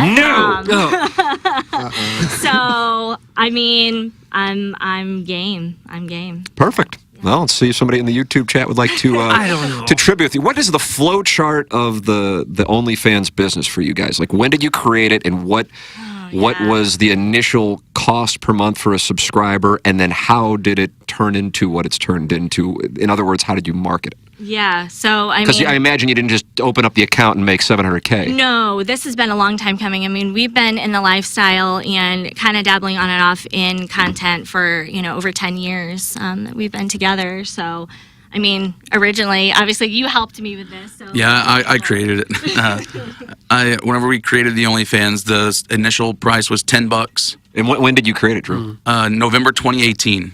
Okay, so 5 years. All right. Yeah, and I was working at a corporate job. I was making like $70K, and I was like, "Yeah, this is just kind of fun to do on the side." So we made a couple extra $100 a month. That'd be okay, because I read that the average earner on OnlyFans only made like $150 or something. Oh, really? Yeah. And this was back in 2018. Yeah. Okay. I don't even think it's moved much since then. I think it's still pretty because it's low. weighted down by the. Yeah. So fact most that of the most money's people in like the don't top think- 5%. Yeah. Or I better. assume if you don't want to advertise, you don't get the subscribers, and you're worried that you're going to lose your job and your personal life's going to go to hell if you do advertise. Yeah, so that's exactly it. And so I was like, all right, well, we're going to do this just for fun, because I work with like all guys anyway, and I don't think anybody's going to really care. And it turns out nobody really cared. Yeah. And so it took us a full year to even break like $1,000 in a single month. And then once we hit that, like the very next month it was 4,000, the next month it was 10, and it just kept going from there. And so it's like it's not a linear growth, it's exponential growth, because you start getting in different groups of other creators. They'll tweet you out, you tweet them out, or wherever you X them out. I don't know what you call that anymore. And tag them. Yeah, tag them and other things. And so you kind of like cannibalize each other's followers and things. And it ended up taking off, and we started earning more money doing this than we did with anything else. And I said, hey, if we ever get to like double what we make combined, we'll just do this full time. And it took about a year and a half, 2 years to get there, and COVID hit, and I was like, well, we're full time. Yeah. I was gonna say, like, at some point, I don't think when we started we anticipated that we would be where we are at. Like, it's such a privilege, honestly. Like, it's great. But like he said, we kind of reached a crossroads where we were like, okay, this is fun and we like it, and it's like, sexy, and obviously there's some extra cash in it and stuff like that. So like, it's great. It's just like a great recipe. But we did have to make decisions for where we went from here. And I think unfortunately for Bree and stuff in her situation, with it coming to a head like it did and so abruptly, I do feel for her in that situation. But and I think she did say that she had planned on, bringing it up and I guess coming out to her school or whatever and telling them and being upfront about it, but Oh, really? I didn't know that part of it. Yeah, so, recently, and, hopefully I'm not quoting her wrong, but, I think she had plans, but, I think the public, kind of... So she was outed, correct? And the theory is, and please correct me if I'm wrong, either one of you, I would imagine you're certainly well-versed on what transpired there. She shot with you guys because you guys have such a large following. Their anonymity went out the window, as you told them when you guys got together for dinner. Yeah. And then somebody watched it and then posted on, what, like a Facebook chat? Yeah, it was a public, I think it was like St. Clair Talks or something like that. So kind of like a Jeffco 411 type, site. A lot of sads on those sites, aren't there? Yeah. So, it's, Been there. yeah, and like she said and stuff, we don't know exactly where, but the fact is, that it came out and, unfortunately she didn't have that opportunity, which, who knows if things would have played out different. You don't know. It's like a risk that you take. And, I think she very well understood and embraced. I don't think she's denied that at all. But, just one of those situations where you do the best that you can. You have a goal and you focus on that goal and you do the best that you can to, to make it work. But there's some sacrifices, obviously. So. Did you give her advice as far as, because when she was on the show with us, she had mentioned that Vixen reached out to her, and that is huge. Yeah, that's awesome. Because I told her, I said, don't listen to me. I said, but I know all these people pretty much. Oh, God. Get the hookup. Doug's about to go down and do balloon party. Bring it back to you. My point is that Vixen has Angela White, 10 million followers. Yeah. Riley Reid, 20 million followers. Yeah. If you get hooked up with them, even if it's a photo shoot or something, all of a sudden you reach 30 million people. Yeah. It's going to change your life, but do you want to go that route? Right. And that comes with, with anything, when you're trying to make a decision, right? It's, your pros, cons, your sacrifices, what do I have to gain, what do I have to lose here? And yeah, we had talked about that because like Drew said, a lot of our stuff, and we choose to really focus on that as well as, amateur. So we keep it, we keep that small where we have that control over that. We like that freedom to, do, I guess, what we're comfortable with, market as we choose. And, I guess as far as that goes with the opportunities that Bree was presented with, it is great to have that opportunity. I don't know that if opportunity was, it has been presented to us, maybe not by, those companies, but, our path is different. And I think that's another important thing with people that do content creation or even just swinging. It's like, everybody kind of has different goals of what they want to get out of it. And, How has it affected your personal lives as far as, do you get shunned at all? Do you have shaming from modern day Philistines who are ashamed of their genitals and occasional orgasm, which they most likely aren't able to give their significant others? Yeah, so people obviously talk, anytime you bring up a sensitive subject, and it doesn't have to be sensitive, but for some reason, yes, like sex is so taboo, even still, and I think the world has made a lot of progress here, which is enlightening and inspiring, and which, we choose to, voice that very openly as well. But yeah, definitely, just the misunderstanding, people have assumptions about everything. People, assume that, you're dynamic or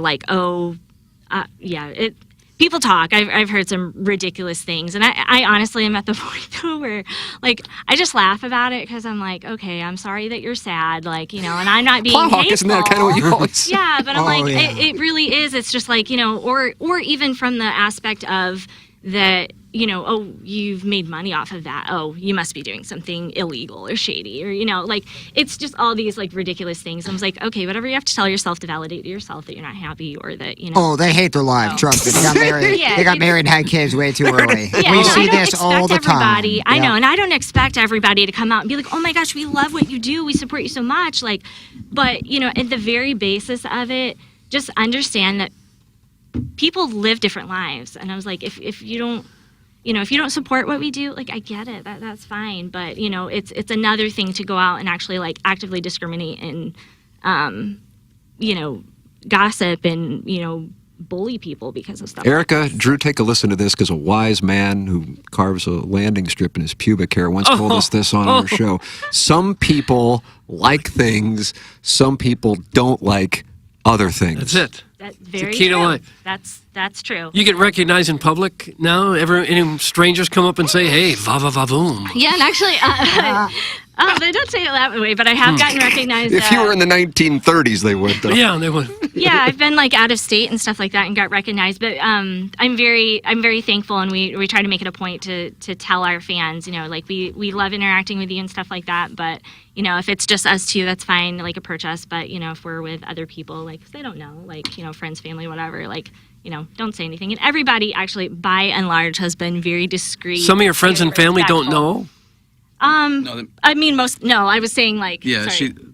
people don't know that we're with like friends and family, because like everybody know, like all of our friends and family, they know who they are. but they just don't talk about it, because they don't. They're like, whatever, do whatever you want to do. Yeah, I've been recognized in the plumbing aisle at Home Depot. Nice. Oh, really? Yeah. Highlight of your career right there. Yeah, it was great. I was just looking at I can't remember. I was looking at something for our downstairs bathroom, but it's just funny the way that people like bring One it of up. those older retirees walked up to you and he's a subscriber. So a patron, and it was like, hey, I have a question, and like he had a picture of something off of my. He's like, is that you? And I was like, yeah.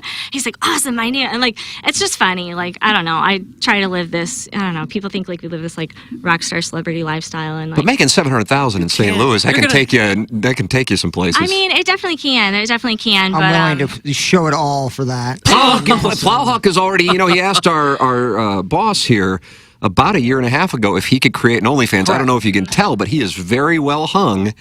And you were talking about doing it, and now that you hear that here's Drew and Eric, and they're making $700,000, and you're connected to that hog. Obviously, there's going to be a difference. I don't have a female attached to me in my videos, and I'm going to be giving hot takes on like the Cardinals while like eating like a cinnamon roll. Have you ever been with a threesome with just the male? You could bring Plowboy into it and get him noticed that way. We've do done all kinds of stuff. Cross promoting. We do couple swaps. We do MFM. We do FFM. How about cuckold scenes? No. Oh no, that's not me. We've even got a hat. We've tried to define it for years on this we show. can't figure it out. How would you guys define? Because Iggy, what do you say a cuckold is? Well, there's two cucks. Okay. One is the original cuck, just you cheat on your spouse, you cucked him or cucked her. And then there's the porn cuck, where the husband sits in the corner with a dunce cap on, sucking his thumb, and the wife just berates him. Yeah, we know those types too. Like we've done scenes where like the other guy is the cuck, because that's like his actual like dynamic in his personal life, but not me. And what are you sitting there yelling at him the whole time, telling him he's small? What's your problem? Why are you so small, boy? Different things that they. Yeah, we get a lot of requests from guys that will ask for a scene of the two of us where like I just look into we both look into the camera, but I talk down to him the whole time. Oh my God! Like you'll God, never we do that for free on the fan page. anything like Ryan, this. we need to get paid for this. Yeah. I'll be in one of your videos. I'll be gosh, close. they don't want you in the video. I'll be close. Erica, let us know if you're interested in Ken. Well, because is he going to wear the dunce cap? You wouldn't want me. Would. I've said I've gone to the point now where I'm just going to lay there if you want to have sex. Yeah, if you're interested in cowgirl or reverse cowgirl, you got your guy right there. He's the gentleman wearing the AGGA hat. I do leather jacket. Leather jacket. I do love how educated they are. That's the thing we're really attracted to, about like your show and stuff like that. Is like you guys are very positive about it. But like I am impressed because a lot of people don't know like the terminology, and like we even have stuff like on our content. I post specifically. It's not always just X-rated stuff. I mean, I do, segments on my own just about like education of like lifestyle terms, like, what to do and what not to do. So for people looking to get into the lifestyle or things like that, or just curious about it, like I very much advocate for like, education. So I appreciate it whenever, we use that terminology. Yeah. This is a sex positive show, and Doug, as you know, we don't. I do kink shame. occasionally. I will kink We don't shame. kink shame. I will do it. Everybody does it, even if they don't mean to, I guess necessarily. But So what have you found that you would actually, I mean, obviously at this point it's certainly business, but it's been your life well before it was a business. So what do you guys still at this point enjoy and would theoretically just do for free, even if you weren't making now $700,000 a year? Yeah, what do you got, Drew? We do probably more things off camera than we do on camera because, like we said, a lot of our friends, we go to these different like events that are thrown by Life and Style STL, and it's just like you just go, it's a meet and greet, you just hang out with people that are like-minded, and if you exchange numbers and meet up later, that's totally fine. But Is there a lot of that in St. Louis? Hundreds, maybe even thousands. Is that right? Yeah. Because I'm on a quest for a threesome myself, and I'm just trying to get that passed through Congress, Yeah, well, and I can't get it done. You might subscribe to my OnlyFans, where I give men's advice on how to break through as a single guy. Drew. Really? I'm in, Drew. Well, he's not single. He's just his wife isn't into it. So he So keeps effectively talking- single, He keeps, yeah. he keeps trying to talk. Don't her into tell it. me that though. Yeah, he keeps trying to talk. Maybe it'll happen one day. Yeah. But seriously, if you want a cuck just to sit there in a corner with clothes on, I'll be. You're trying to get into one of their videos, aren't you? I think it'd be fun if I'm in a video, but I'm clothed. I can't get in trouble with the Are you station. verified already? There's a lot of How many people are going to be having fun on that road? I'm not an OnlyFans. We have Just to, Iggy? I'm just a radio guy. I just want to sit in the corner and get berated. You just want to watch, don't you? Wearing a sports coat. Yeah, but anyway, I guess like for my part on that question too is just like, you know, who we are on and off screen. Yeah, if we'd be doing this if it weren't the money, it's like the answer is yes. 'Cause you were anyway. We were anyway. It started very much. It's kind of like a double whammy in my opinion, and you know, in that number one, we started in like swinging, so we already know like there's a huge, you know, stigma out there about swinging, and sometimes like I forget until I hear people talking about it unbeknownst of my lifestyle, and I'm just like, wow, like I think I'm floored. I think like we've surrounded ourselves with you know, such a positive community, you know, and people that are, you know, working for a living, you know, have like you know, respectable, you know, jobs, careers, you know, like they have a life, they are people too. For some reason, there's still the stigma that it's like, oh, it's like just this degenerate thing. And I know different, but it's so hard for me not to be like, do you understand? You know, just to like shake people because there's still that stigma. But Do you notice, since you guys have been doing it for 12 years and obviously OnlyFans now 5 years, that it had, and you made reference to this earlier, that the mindset of the public has improved with regards to that in the last decade? yeah, I don't know if it's, you know, I think overall, yes. I think there's still a long way to go, but still continuing on this track of educating people and, you know, exemplifying, I guess, what we represent, you know, in our lives, you know, are some of those baby steps to go towards that. But, yeah, what do you think? Well, I would say that part of the reason that the public perception has improved is because you used to think of people that did sex work or porn as down on their luck, maybe getting taken advantage of by some big company or something like that and getting trapped into it. And now you've got, you know, teachers that are doing it as a supplement income. They're normal people. You know, they're it's not just these people being taken advantage of. It's actual normal, consensual, normal people who can work for themselves and make their own money without somebody else coming in and taking a giant cut. Like, you know, OnlyFans gets theirs, but what do they get? 20%? 20%, yeah. And so, but being that there's more people in it now that are just your average moms, dads, husbands, wives, whatever, that makes it a little easier to stomach whenever you see people doing things like this that are totally normal. Not because it used to be you would watch one of these scenes from somebody and think like, man, like you can just tell that this girl or this guy just really didn't have any other option, and that makes you feel gross about it. And now I see it, I'm like, oh, look, they're having a lot of fun. They're working for themselves, making their own money, doing their own thing, and I think that is what's increased the public perception the most. Are the majority of your members from St. Louis?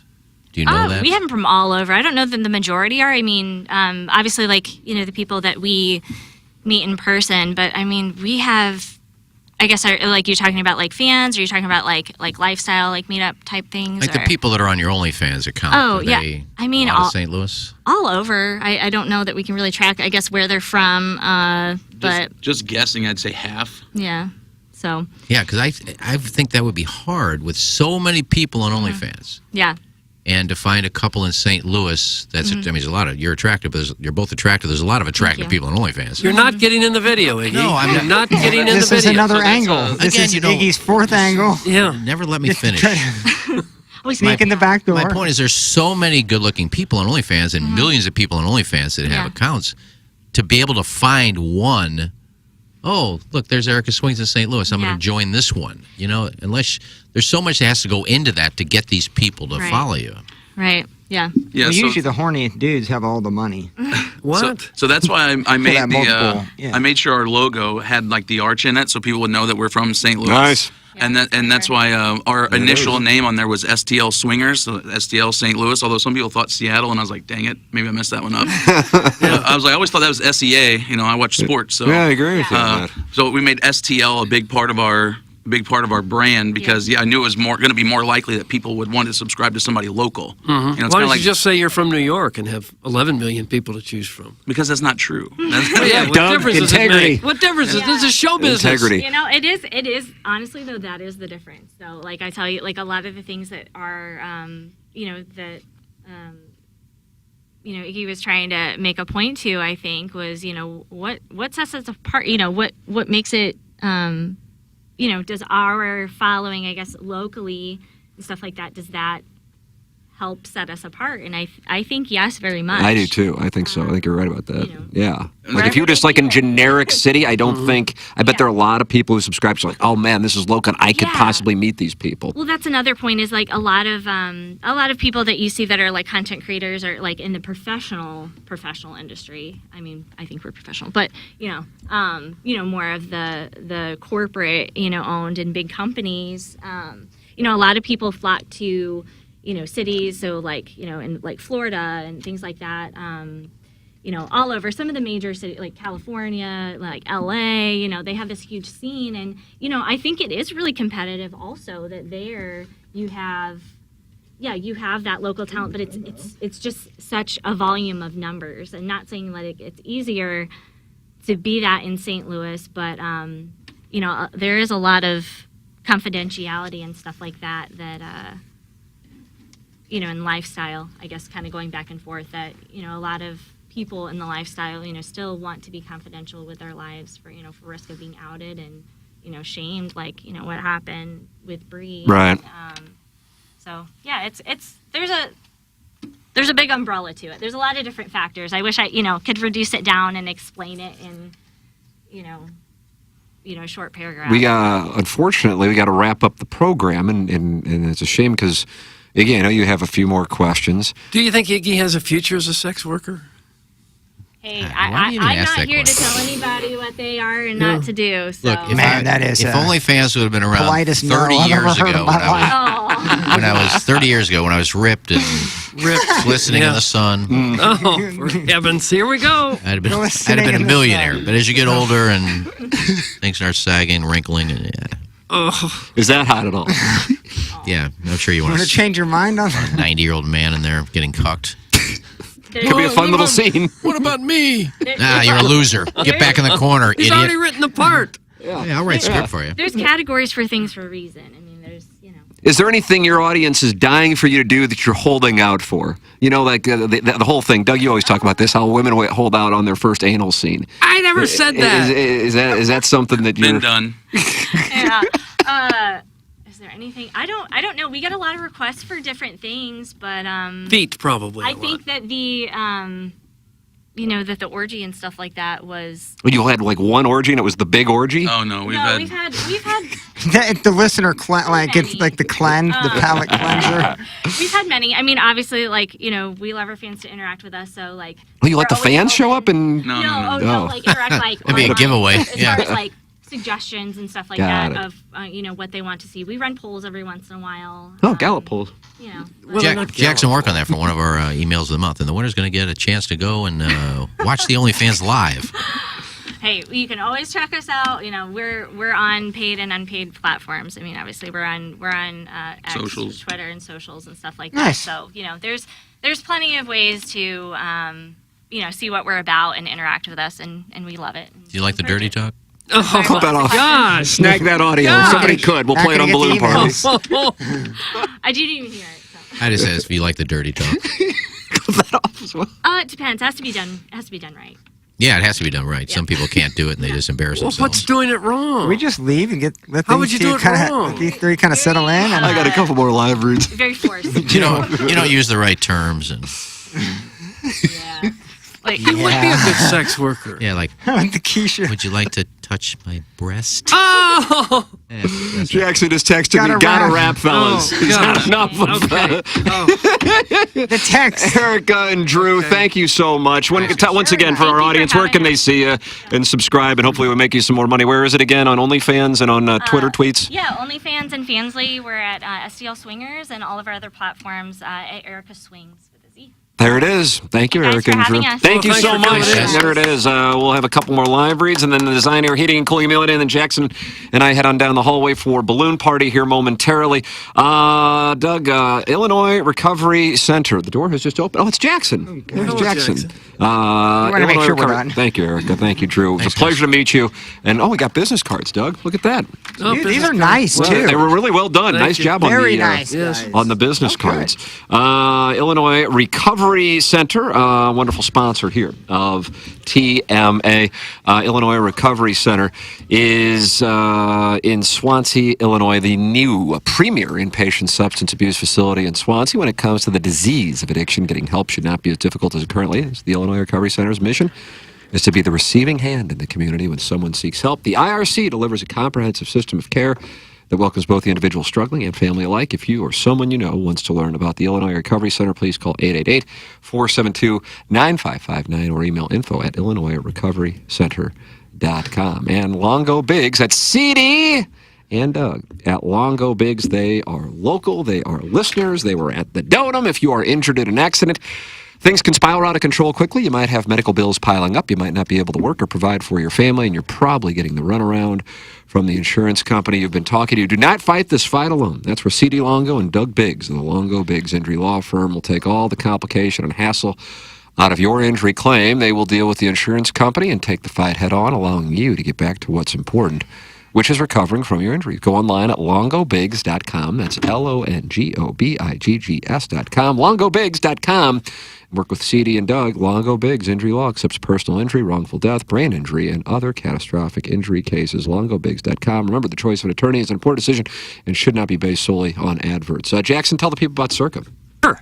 The Circa Sportsbook is now in Illinois. Woot! That's the biggest news. If you live here in St. Louis, just drive across the river. You already live in Illinois, sign up for the Circa Sports app. The Circa Sports app is sports betting the way it should be. Big app bets, high betting limits, tight money line splits, and the best customer service. And of course, the Circa Sports app is now in Illinois. So visit circasports.com for more details and get ready to start betting like a pro. If you or someone you know may have a problem with gambling, call 1-800-GAMBLER or text ILGAMB to 833-234. The Ken Creep Index is off the charts when he is not on camera. You can't take this guy anywhere. That's from glove blogger Tom Traven. The Batman Joker smile one. We could just skip emails and kind of read that Just read text. line. The smile on Iggy's face reminds me of the Joker in Batman in 1989. Doug, that was Jack Nicholson. I believe it was, yeah. They were legitimate questions. That was really good. They were actually really good, and they're smart about offering a $700K a year living in St. Louis. That's insane. Offering a free platform as well as the paid platform, because you know people are going to pay for that explicit content eventually after they join your free zone. Like, that's money in the they're bank. obviously very intelligent and articulate. They don't come across as, country bumpkins doing this. So that $700,000, I'm making it a full-time job. Easy. Yeah. Are you going to show that hog now? Oh, I'd show. The numbers are insane. I certainly wouldn't get anywhere near it. But if I could get $57,000 a year, not a month, just a year, the key is the girl. The key is the girl. Doug, I'm 100% What about his with you. hog? I don't think I that's cut the down key. their I said $57,000 a year. They make $57,000 a month. So I know what the girl, Doug. So I'm not saying I'm going to make $700,000, but if I could make a few grand a month, a couple grand a month, I'm showing everything. I'm dipping my Bill. I'm dipping it what? in butter and I'm doing whatever I can. I'll give takes. I think that could be the main platform and hot just takes, hot sports just very takes. Cardinal off-season takes. like just While make, nude. make a couple midriffs. I got a Fowler jersey, so maybe just cut that, make a midriff half out of shirt? that. Yeah. We have time for one Design Air Heating and Cooling email. The day! Okay. me tell you a funny story about this time I embarrassed my former boss by telling him his Notre Dame phone numbers were no good, and he fired me. Well, actually, I guess it's not that funny, and I'm not sure why I told it in the first place. I know a lot about sus ad buys, and it's great. How's the sticker bus? We're going to bring that back. How about that whole deal? Based on the media coverage from April 2022 when the abandoned sticker bus was burned out in downtown, the sticker bus was the creation of a local marketing agency for the sole purpose of setting the Guinness Book of World Records for most stickers on a bus. That's it. That's all it was. They parked the bus in the Muni parking lot ahead of Lou Fest, bought advertising to promote the idea of people putting stickers on it, got Guinness to certify the record, and apparently left it downtown where it was burned to the ground 5 years later. Sure. Now, how they were able to monetize that, we haven't quite worked out, but I do believe in it. Ours is the type of presentation where members of the swinger lifestyle feel free to drop in at any time and drop an S-bomb while discussing how they met up with friend of the show, Brianna Coppage, and her husband at an Arnold-based Straunt owned by the Syberg family. They had a nice time, yada, yada, yada. They all went back home and banged on camera later that night. Oh, what a tangled web we weave. Doug, that's from Buck Swope. Nice little email, Buck. And it's 10:01, and I got to go. I'll vote for That's Buck. It. Oh, Buck Swope just won. Well, it's the only email. I guess so.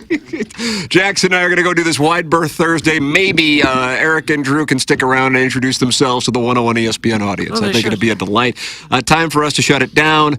For Eric and Drew Swings, for the Plowhawk, for Action Jacks, for Kenneth Iggy Strode, for my brother Kevin, for Douglas Sullivan Vaughn, I'm Tim McKernan. This has been TMA from the Michelob Ultra Studios.